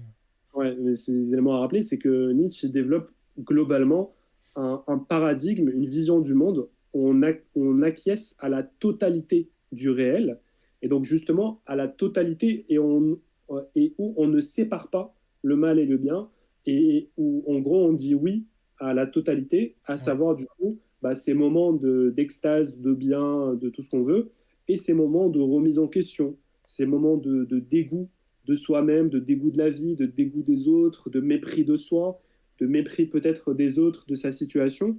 C'est qu'en gros, tous ces moments, on arrive à les affirmer. Et c'est le fameux amor fati, mais bien sûr, sur lequel on pourrait aussi développer beaucoup plus, évidemment. Mais c'est un peu aussi cette notion d'affirmation euh, qui ressort ici. Et là, ça nous amènerait sur le terrain de l'éternel retour.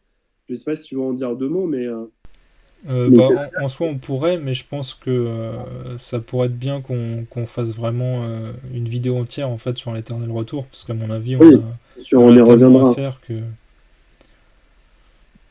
On y reviendra, c'est Mm. sûr. L'éternel retour, c'est un Ouais, c'est pour ça, je incontournable. me dis là, ça ferait peut-être beaucoup. Enfin, si on commence sur l'éternel retour, je pense qu'on en a pour un moment.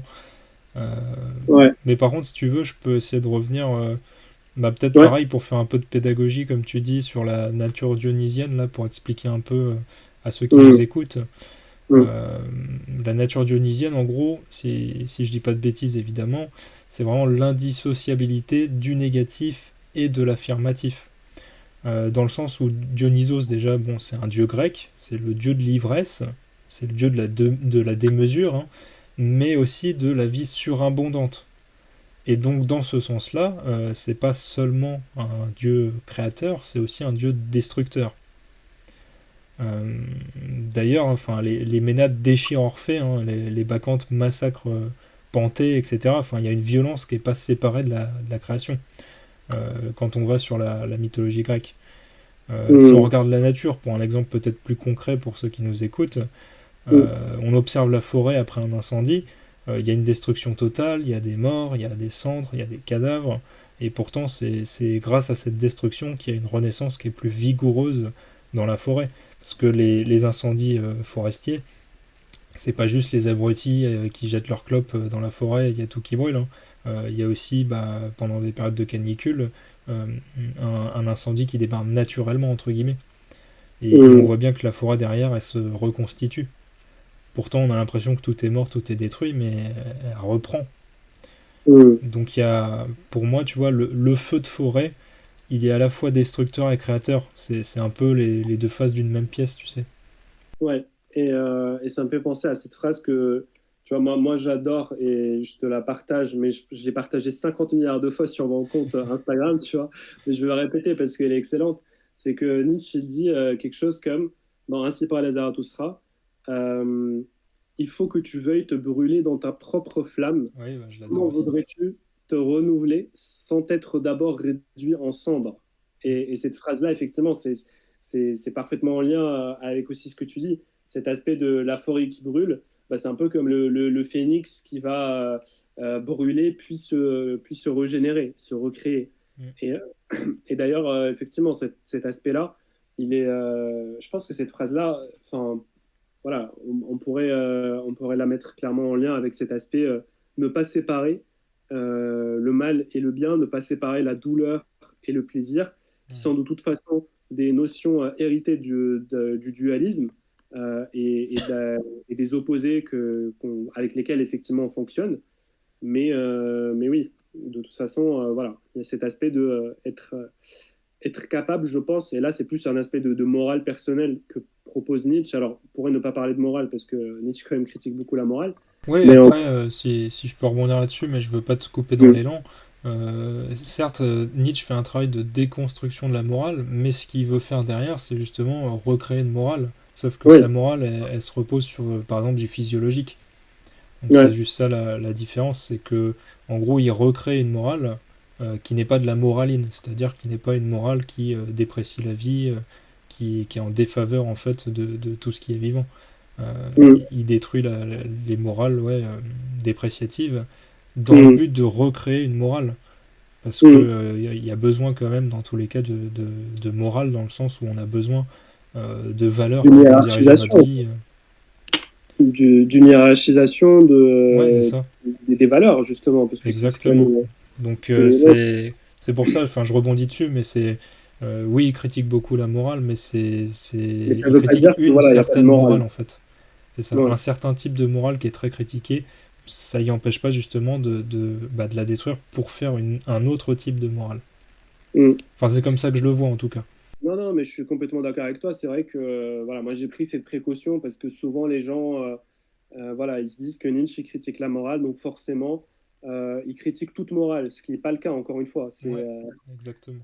C'est qu'il peut y avoir des morales justement aristocratiques et donc des morales dans lesquelles il y a des valeurs intéressantes à prendre, pas forcément toutes, mais du coup, pour justement se créer pour soi-même sa propre morale, son propre manifeste, comme tu dis, Dan, Mm. son manifeste avec ses valeurs et son travail sur soi, que personne ne peut faire à notre place. Finalement, on est les seuls à pouvoir faire ce travail-là.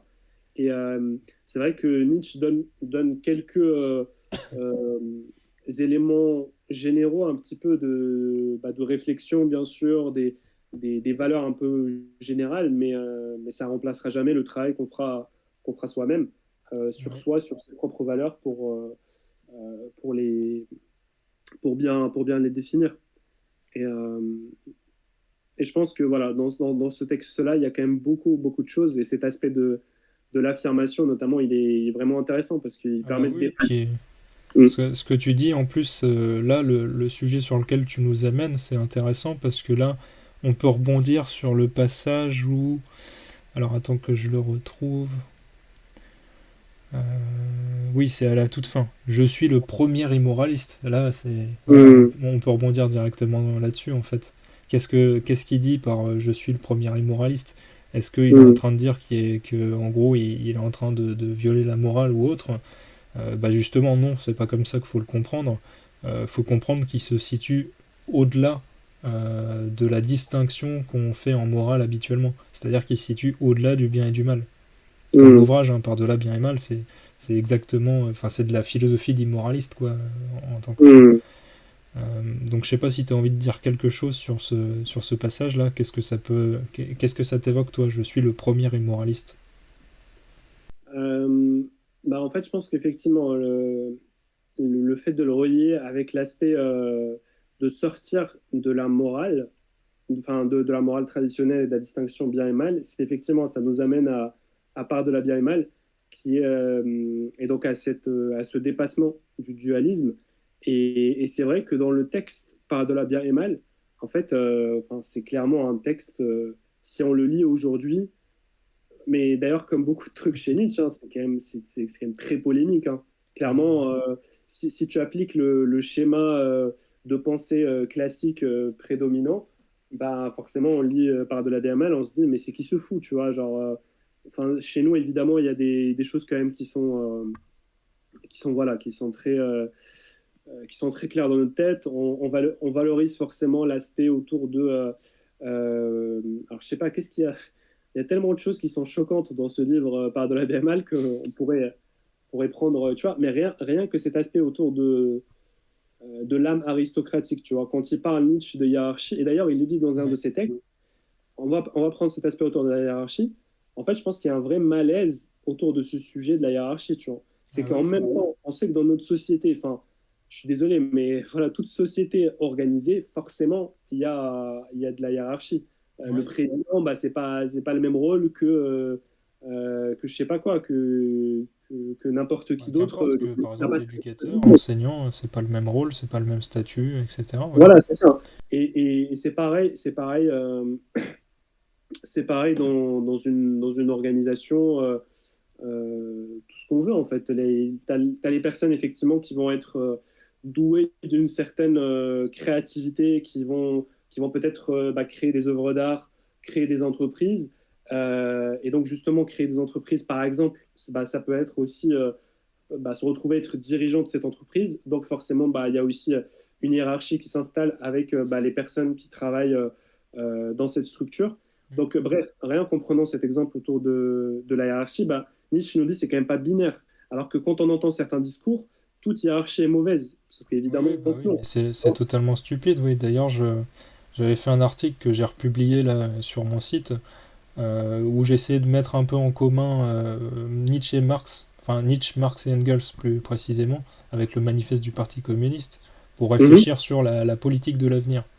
mhm, Et donc justement, c'est quelque chose que je disais, on a souvent tendance à dire que Nietzsche c'est l'individualisme à 100%, et puis Marx c'est le collectivisme à 100%, mais en fait c'est pareil dans une certaine mesure, hein, il y a quand même des contradictions entre les deux, des oppositions nettes et radicales, mais sur certains points, en fait ils sont en accord, c'est-à-dire que chez Nietzsche, si tu prends l'analogie justement du corps physiologique et que tu le mhm, plaques à la politique, donc que tu fais un corps politique mais sur le modèle du corps physiologique, eh bien en fait, Nietzsche t'expliquerait que dans une société justement de surhumains, il y aurait une hiérarchie quand même déjà, donc ce serait pas, enfin il n'y aurait pas d'absence de hiérarchie, et cette hiérarchie en fait c'est là, à ce moment-là, à cet instant T, bah, c'est cette personne-là par exemple qui, euh, qui est la plus pertinente pour diriger sur telle ou telle chose, et ben c'est lui qui va être le chef à ce moment-là. Mais par contre, si à un moment on a besoin de quelqu'un qui est plus pertinent sur un autre sujet, sur un autre domaine, ben en fait, cette personne-là, en tant qu'un peu pièce de rouage, entre guillemets, bah juste elle va descendre de statut, c'est l'autre qui va mhm, monter, et ce sans qu'il n'y ait de justement de conflits, de tensions, etc. C'est-à-dire mhm, que dans une société entre guillemets de surhumains, chez Nietzsche, on pourrait monter et descendre dans la hiérarchie, il n'y aurait pas de problème en tant que tel. Il y a un Mm. moment, bah, tu sais, comme dans notre corps, il y a un moment, il y a besoin qu'il y ait, je sais pas, qu'on dise, il y a besoin de plus de globules blancs, donc c'est eux qui vont prendre la tête de telle ou telle chose pour aller guérir telle ou telle chose. Les autres, vous Mm. laissez la place et vous dégagez, quoi. Et ben voilà, ça se fait comme ça. Et puis une fois que c'est guéri, qu'il n'y a plus besoin, tu vois, d'avoir autant de globules blancs, bon bah on réduit le nombre de globules blancs. Et puis il y a autre chose qui se met à la place parce que bah, c'est une question de perpétuel rééquilibrage, hein. Donc c'est un peu ça, tu Mm. vois. C'est là sur ce domaine-là, on a besoin d'un dirigeant qui soit pertinent, je sais pas, sur la guerre par exemple. Mm. C'est lui qui va diriger, les autres ils écoutent et ils suivent. Bon, après, on est un peu plus calme ou autre, on a besoin de quelqu'un là sur l'art par exemple. Bon, bah, Mm. le dirigeant sur la guerre, il nous est pas utile pour l'art par exemple, et ben il dégage. Et celui qui est pertinent pour l'art, il prend le pouvoir là-dessus, Mm. etc., etc. Enfin, mes exemples sont peut-être pas les plus pertinents là, et puis Mm. je maîtrise pas assez pour l'exemple sur la médecine, hein. Peut-être que je dis des conneries, mais c'est pour imager. C'est ça en fait, hein, c'est que il y a une hiérarchie, mais une hiérarchie où il n'y a pas de tension et où la personne qui était en dessous peut devenir la personne qui était au-dessus sans que la Mm. personne qui était au-dessus refuse entre guillemets de lâcher le pouvoir, tu vois. Mm. Mais c'est hyper intéressant parce que effectivement, cet aspect que tu décris, c'est un peu une forme de hiérarchisation et re-hiérarchisation Constante, ouais. dynamique, effectivement. Et en même temps, moi, ça me fait clairement penser sur le terrain psychologique au sein de nous, au sein d'un individu, bah, même nos valeurs elles-mêmes, c'est pareil, c'est une hiérarchie de valeurs qui Ah bah va, oui, qui va changer. Le moment où justement je vais avoir besoin d'aller me battre pour un projet, pour une idée, oui. parce que je dois faire énormément d'efforts, bah là, c'est sûr que ta valeur agonale ou ta pulsion agonale, elle va être reboostée au max. Mm.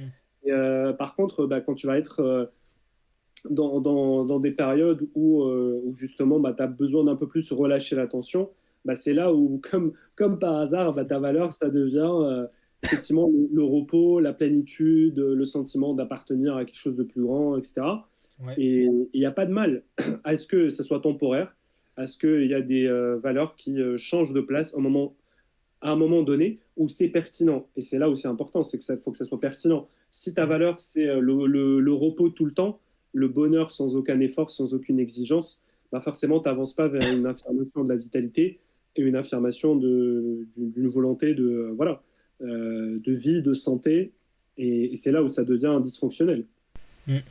Ouais, totalement. Et puis pour rebondir sur ton joli poster, justement, Nietzsche, quand il parle de Napoléon, il va dire que ton poster est vraiment classe, hein, j'adore. Mais justement, et quand il parle de Napoléon, je sais plus dans quel ouvrage, puis il en parle dans plusieurs ouvrages de toute façon, mais il va dire justement que un surhumain, entre guillemets, c'est quelqu'un aussi qui est capable de prendre la responsabilité des autres sur ses épaules. Donc c'est-à-dire que c'est Mmh, quelqu'un qui a assez d'énergie et de force pour emmener les autres avec lui. Et c'est comme ça qu'on fait un bon dirigeant, entre guillemets. mmh, Quelqu'un qui n'a pas envie ou n'a pas la force de prendre déjà rien que sa propre responsabilité, ça fera jamais un bon dirigeant. Parce qu'il mmh, n'aura pas, s'il a déjà pas la force de prendre sa responsabilité, donc la responsabilité de sa vie, de ses actes, etc., pour mmh. lui-même, comment est-ce qu'il serait capable de prendre la responsabilité des autres? Et C'est donc ça, hyper intéressant. ça Ouais. m'a fait penser à ça aussi, quoi. C'est vrai, c'est ce qui est dit notamment dans Ainsi parlait Zarathustra, c'est que commander, c'est clairement deux fois, voire trois fois, je ne sais pas combien de fois plus difficile que obéir. Et donc effectivement, quand on parle de quelqu'un qui va être chef, bah justement, il va devoir non seulement être responsable de lui-même, mais aussi des personnes dont il a les responsabilités, dont il a la Ouais. direction, etc. Et donc, ouais, c'est sûr que en plus, je pense qu'on n'est clairement pas dans un truc binaire parce que c'est bien, effectivement, c'est bien qu'il y ait des personnes qui aient ce rôle-là, qui aient cette capacité à prendre des responsabilités et tout. Mais tu vois, tout le monde n'est pas fait pour ça. Tout Ouais. le monde n'a pas envie de ça forcément. Et l'une des erreurs, c'est de se dire qu'il faut que tout le monde soit sur cet unique modèle. On Ouais. sait très bien qu'effectivement, Nietzsche n'est pas, comme on l'a dit 15 milliards de fois, mais c'est important de le redire, c'est que Nietzsche n'est pas dans un truc binaire. Il faut que tout le monde soit des Napoléons ou des chefs et que tout le reste, c'est nul. Il est dans une diversité des types humains, il est dans une diversité voilà, des complexes psychologiques et c'est OK du moment voilà, qu'on est authentique avec sa vision des choses et que on suit sa vision du monde, quoi. Ouais, totalement. Puis après, comme tu disais là-dessus, hein, il y en a qui ont une aptitude parfois un peu plus naturelle que d'autres à telle ou telle chose, par exemple à diriger. Euh, on peut faire un parallèle avec le passage dans Ainsi parlait Zarathustra de la chasteté. Bon, lui, il va parler de la pulsion sexuelle à cet endroit-là, où il va dire que voilà, bah, il y en a pour qui la chasteté, c'est une très vieille amie qu'on invite avec plaisir et sans force, enfin sans souci, quoi. Et pour d'autres, en fait, c'est pas possible, tout simplement. Et donc, si vous allez contre votre nature, entre guillemets, c'est-à-dire vous voulez être, je sais pas, 100% chaste, alors qu'en fait, votre corps et vous avez besoin d'un minimum de sexualité dans votre vie, bah ça marchera pas en fait. Et justement, il dit, il appelle ça en parlant de la chienne sensualité, où il dira, ben si vous lui refusez un morceau, en gros, elle va aller le chercher par elle-même d'une autre manière. Et c'est là où Mmh. après, tu sais, ça ressort de manière plus négative et que ça peut avoir potentiellement des conséquences négatives bah, sur toi ou sur quelqu'un d'autre, quoi. Donc en fait, t'as des aptitudes. Il y en a pour qui, par exemple, la chasteté, c'est naturel. Il y en a pour qui faut un effort, mais ça peut marcher. Il y en a pour qui ça marchera pas, tout simplement. Mmh. Et donc on peut faire ce parallèle-là. Donc lui, il dit ça pour la sexualité dans de la chasteté, mais c'est la même chose pour tout le reste. Pour diriger, par exemple, bon bah, il y en a pour qui c'est naturel. En fait, ils n'ont pas besoin de réfléchir et ça se fait assez naturellement. Il y en a qui ont besoin de faire quelques efforts pour de diriger, mais ça marche. Et il y en a pour qui, bah ouais, ils ont beau essayer peut-être toute leur vie de diriger, par exemple, d'être un dirigeant, ça marchera pas. Et puis, bah en fait, c'est pas très grave. Faut aller vers son affinité, quoi. Mmh. Si tout ton corps, tout ton être entier te dit, bah moi, la responsabilité des autres, prendre l'action pour les autres, c'est pas mon truc, bah t'as le Mmh. droit en fait, c'est pas ton truc. Ça sert à rien de culpabiliser et puis après d'aller dans du ressentiment envers celui qui dirige en disant, bah moi j'y arrive pas, donc c'est forcément de sa faute, par exemple, tu vois. Là, on Ouais. part dans le ressentiment, alors qu'en fait, non, peut-être que toi, tu as une autre aptitude qui est tout aussi intéressante, tout aussi pertinente, que tu peux mettre Mmh. au service des autres aussi d'une autre manière, et puis voilà, c'est génial, quoi. Enfin, Ouais. heureusement qu'on n'est pas tous les mêmes, quoi. Non, c'est sûr. Et ce que tu dis, en fait, c'est hyper intéressant parce que vraiment, on pourrait l'appliquer. Parce que moi, tu sais, je travaille dans le monde de l'entreprise, quoi. Ouais, Et donc, effectivement, ce que tu me décris notamment, bah, en fait, c'est aussi parce que nous, on accompagne notamment des managers dans des équipes, des entreprises, etc. ouais, Forcément, qui dit management et même les directeurs, etc., bah, dit responsabilité. Et on se rend bien compte que mais ça existe depuis très longtemps, hein, je n'ai pas tout là-dessus.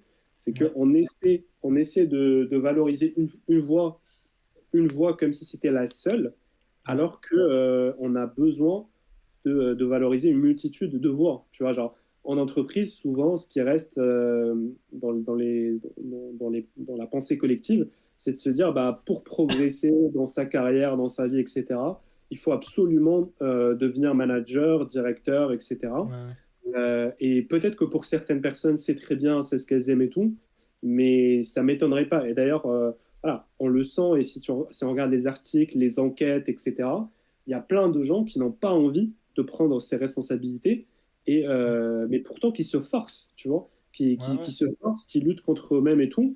Alors, lutter contre des tendances qu'on a naturelles et tout, bah, parfois ça peut aussi nous aider à nous dépasser, mais en même temps, lutter toute sa vie contre ses aptitudes naturelles et comme tu le dis, est-ce que c'est vraiment, voilà, est-ce que c'est une bonne voie? Bah, potentiellement, ça crée du ressentiment, comme tu as dit, et ça peut être voilà, destructeur, manque de sens au travail, manque de sens au quotidien, et je me force à faire des trucs que j'ai pas envie, quoi. Ah bah, j'ai même un exemple assez concret, enfin, vie personnelle, expérimentation personnelle, hein, mais quand je travaillais en supermarché, par exemple, mise Mhm. en rayon, mise en rayon basique, moi, ça m'est insupportable de faire ça, tu vois. Ça m'est vraiment insupportable, c'est-à-dire que, bah, au bout de quelques mois, ouais, j'ai vraiment des idées sombres, quoi. Enfin, c'est pas fait pour moi, entre guillemets. Je vais le faire Mm. très bien, je suis perfectionniste en plus, donc je fais ça, faut vraiment que ce soit parfait, tu vois. Mais je supporte pas de faire ça, j'y vois aucun sens, entre guillemets. Ça me plaît pas du tout. Et donc je le vis très mal. Mm. Et par contre, tu vois, après, bah, justement, comme j'avais un travail, enfin, j'étais efficace, par exemple, quand je bossais en supermarché, bah, il y a plusieurs fois où, surtout sur le dernier où j'avais travaillé, où en gros, bah, le supérieur, il commençait à me montrer comment être chef de rayon, tu vois. Et en fait, Mhm. en tant que chef de rayon, je me faisais beaucoup moins chier. Alors, j'aurais pas pu faire ça toute ma vie, hein, clairement non plus, parce que c'est pas le secteur qui m'intéresse et qui me parle en termes de sens. Mhm. Mais le fait est que, en fait, bah, de prendre la responsabilité de travailler, moi j'avais accentué sur le travail avec les producteurs locaux, tu vois, par exemple, ce que je faisais dans le fruit et légumes, et donc bah, que je puisse prendre les commandes et que en fait j'accentue les commandes sur les producteurs locaux plutôt que d'acheter les produits de la centrale, Mhm. bah en fait ça m'allait mieux entre guillemets de prendre ces responsabilités là. Moi j'essayais de pareil de faire un prix qui était plus éthique entre guillemets, donc je baissais un petit peu les prix, sauf qu'on voyait qu'il y avait plus d'achats finalement et qu'en fait on avait finalement plus de bénéfices, donc tu vois, enfin que des choses comme ça, bah en fait je voyais que là en tant que supérieur entre guillemets, c'est-à-dire pas juste faire de la mise en rayon sans réfléchir, mais justement Mm. que j'avais quand même un peu de stimulation intellectuelle, même si ça reste basique, hein, ce genre de choses, en toute honnêteté. Mais le fait est que c'était déjà mieux pour me stimuler. Bah, je me sentais mieux que en mise en rayon simple, parce que fallait que je réfléchisse à plusieurs choses, l'esthétique du rayon, etc. aussi. Hein. Bah, prendre soin aussi de tes employés, etc. Ça me convenait mieux que d'être celui qui mettait en rayon sans réfléchir. Et Mm. j'ai des collègues, c'est l'inverse. Eux, pour rien au monde, ils auraient été se faire former en chef de rayon ou autre. Ils étaient très Mm. bien en mise en rayon, il y avait juste à mettre en rayon, il n'y avait pas à réfléchir à autre chose. Ils finissaient le taf, ils rentraient chez eux, ils faisaient leur plaisir, leurs loisirs, etc. Très bien. Eux, ils Mm. arrivaient à déconnecter, tu sais, et à se dire, voilà, je m'en fous, je fais mon taf, et ça les... Comment dire? Ça les minait pas, tu vois, vraiment sincèrement et honnêtement, hein, parce que je me suis dit, merde, bah, en fait, je projetais mes propres difficultés entre guillemets ou mes propres déplaisirs sur eux en me disant moi ça m'est insupportable de faire juste de la mise en rayon, ça doit être Mm. pareil pour eux, tu vois. Et donc en discutant avec beaucoup de collègues là-dessus justement, bah il y en a beaucoup pour qui en fait non, ils ont pas du tout ce souci de ça m'est insupportable. Eux ils font le taf sans réfléchir, ça leur va très Mm. bien, ils sont pas en train de subir ou en souffrance sur l'emploi. Mm. Et puis tout va bien, quoi. Ils rentrent chez eux, ils sont contents, ils ont leur vie chez eux aussi. Et c'est des personnes qui sont heureuses comme ça, quoi. Et c'est très bien.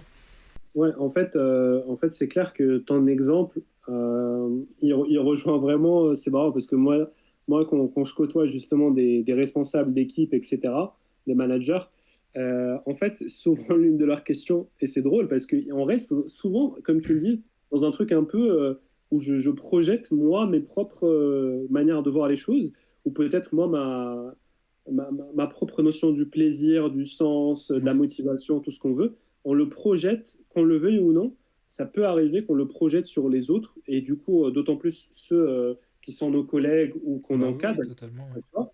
Et les responsables d'équipe, souvent, ils me disent, bah, comment est-ce que j'arrive à motiver une personne pour faire X ou Y action, sachant que je sais que ça pourrait l'aider à bah, progresser dans sa carrière, à monter en Ouais. compétences.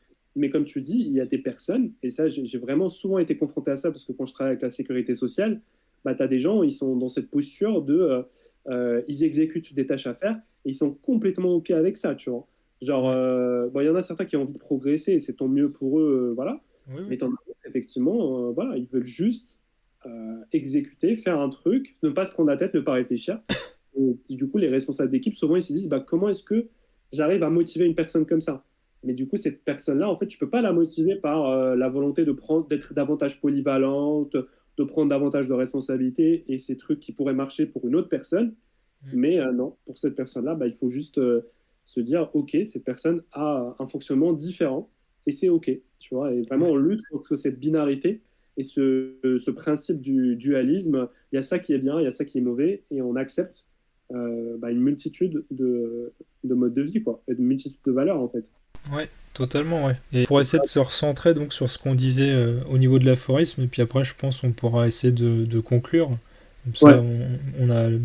Ouais, ça fait 2 heures là qu'on enregistre, donc ouais, ça c'est peut pas mal, être. hein. Ouais, il y a déjà de quoi faire, je pense. Ouais. Euh, donc ouais, pour revenir au côté immoraliste, euh, bon, voilà, c'est le style de Nietzsche et surtout dans Ecce Homo, hein, je suis le premier immoraliste. J'aimerais bien le taquiner un petit peu parce que certes j'adore Nietzsche, mais faut pas l'idolâtrer comme il dit lui-même. Mm. Euh, pour moi, c'est pas le premier immoraliste dans le sens où il y a Diogène par exemple avant, Diogène le cynique, bien avant lui, qui pratiquait déjà le côté destruction des conventions morales de manière assez joyeuse, hein. Enfin, pisser sur les statues, vivre comme un chien, montrer l'absurdité des normes morales, cracher sur le visage d'un marchand parce qu'il n'y avait pas d'endroit moins propre que son visage dans tout le bâtiment, enfin des choses comme ça. Euh, donc, c'est pas le premier immoraliste pour moi, parce qu'il y en a bien d'autres avant lui. Par contre, si je veux lui redonner quand même quelques lauriers, je dirais qu'il va plus loin que Diogène sur un point. Il y en a peut-être d'autres, t'en trouveras peut-être d'autres d'ailleurs, toi. Je dirais que c'est justement lui ne se contente pas. Alors, Diogène vivait, hein, pratiquait son cynisme, entre guillemets, mais il se contente pas de juste ridiculiser les valeurs établies comme Diogène, qui vivait en fait pour lui-même aussi, même si c'était pour montrer qu'il incarnait sa philosophie, hein, mais comment dire, il montrait juste l'absurdité des valeurs établies et il vivait pour lui-même. Nietzsche, lui, veut renverser complètement et créer de nouvelles valeurs, et pas que pour lui, pour un nombre d'individus assez influents, puisqu'il voudrait, lui, un peuple surhumain, donc c'est ce qu'il appelle de ses voeux, enfin, à travers Zarathustra en tout cas. Donc pour moi, là où Diogène c'était un destructeur, Nietzsche c'est un destructeur créateur. Mm. Euh, C'est sa volonté, effectivement, ouais. c'est ça, voilà. Et donc là, bah, enfin, si tu regardes notre époque, on est à quoi, 140 ans après Ecce Homo, à peu près. Ouais, ouais. Euh, et en fait, c'est là où les vieilles valeurs, on voit qu'elles sont tenaces parce que le ressentiment, pour ma part, j'ai l'impression qu'il règne plus que jamais avec des nouvelles formes, hein. La victimisation compétitive, l'égalitarisme radical, bah, le moralisme woke ou réactionnaire, etc. Enfin, il y a quand même pas mal de choses où on voit que les vieilles idoles ont changé de forme mais pas de fond. Et donc, il y a vraiment. Enfin, elle meurt difficilement, quoi. C'est ce que je vois, en tout cas, si j'essaie de faire un parallèle. Euh, Non, mais complètement, ouais. C'est sûr que le sujet il y a plein de sujets, en fait, dont parlait Nietzsche, et sur lesquels on voit que ça a pris différentes formes, et ça s'est peut-être effectivement clairement accentué. Ça, y a pas de doute là-dessus, hein. Je pense notamment avec toutes les technologies de communication, les écrans, etc.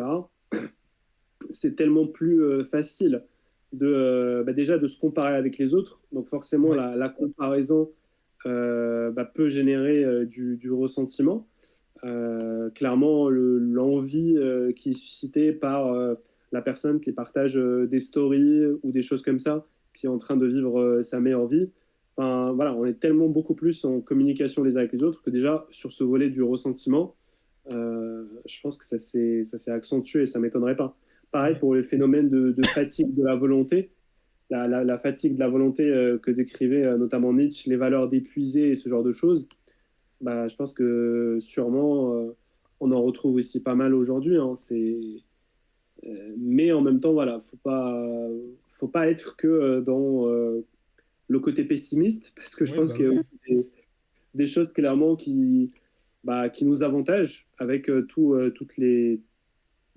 tout le mode de vie qu'on a aujourd'hui. Enfin, il y a pas tout qui est à rejeter, clairement. Il y a des technologies qui aussi peuvent clairement nous aider, les sciences, les connaissances scientifiques. Enfin, on peut aussi s'appuyer sur beaucoup de choses pour mener une vie saine, mais du coup, ça demande un capital de volonté sûrement de plus en plus fort, plus le temps passe en fait, et plus je pense que ce capital de volonté Ouais. dont on parlait tout à l'heure, Bah, on y revient plus avec le. Ouais, c'est ça, le capital décisionnel, ouais, qui est oui, noyé le en fait. capital décisionnel, ouais, pardon.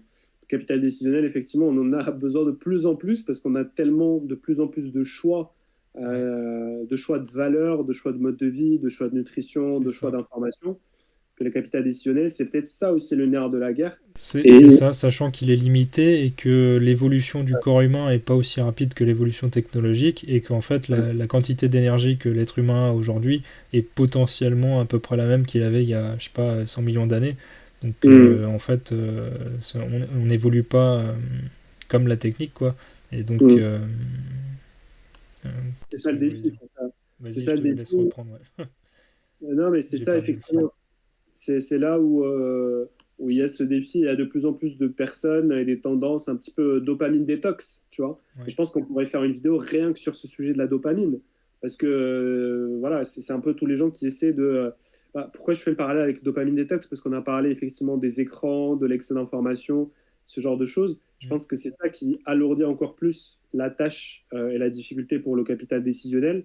Et donc, il y a des gens, effectivement, qui cherchent à justement limiter Ouais. les sources de dopamine, etc. Parce que ça vient notamment aussi toutes les possibilités de choix qu'on a et tous les algorithmes des technologies qu'on utilise et qui ont tendance à accentuer encore plus ce phénomène de dopamine boost qui, à terme, nous fatigue. Parce qu'on Ouais. n'est pas fait aussi, comme tu dis, le corps, il n'est pas fait, je pense, pour autant de dopamine. Ça, c'est sûr que c'est un autre sujet Ouais, qui bah clairement oui, une est surcharge, d'accord. encore une fois, et la surcharge peut devenir anesthésiant et peut devenir poison. Enfin, on revient au Ouais. pharmacone aussi, quoi. La dose fait le poison comme elle peut faire le remède. Ouais. Et c'est là toute la difficulté, c'est d'arriver à doser quand on a tellement de choses à disposition, en fait. Et Ouais, ce capital décisionnel de plus en plus sollicité. Donc, totalement, ouais. Bon, je sais pas ce que t'en penses, mais je pense qu'on a déjà pas mal de choses, on a bien discuté là-dessus. Alors bon, on s'éloigne quelques fois, mais encore une fois, je trouve ça plus agréable parce que mm, justement, c'est un éloignement qui vient du texte en lui-même, parce que enfin, on le mm, questionne et puis en fait, ça nous fait penser à telle ou telle chose. Et en fait, sans le vouloir, j'ai l'impression que justement, grâce à ça, on met un peu en pratique ce qui est dit dans le texte et ce qu'on interroge vis-à-vis de la vie contemporaine qu'on a. Donc c'est plutôt pas mal. J'aime bien ça, moi, personnellement, ouais, ouais, qu'on complètement. puisse Et je voler à pense que droite à gauche, quoi. ouais, non, non, complètement. Et je pense qu'aussi, il sera apprécié par les personnes qui nous écoutent d'élargir aussi les sujets.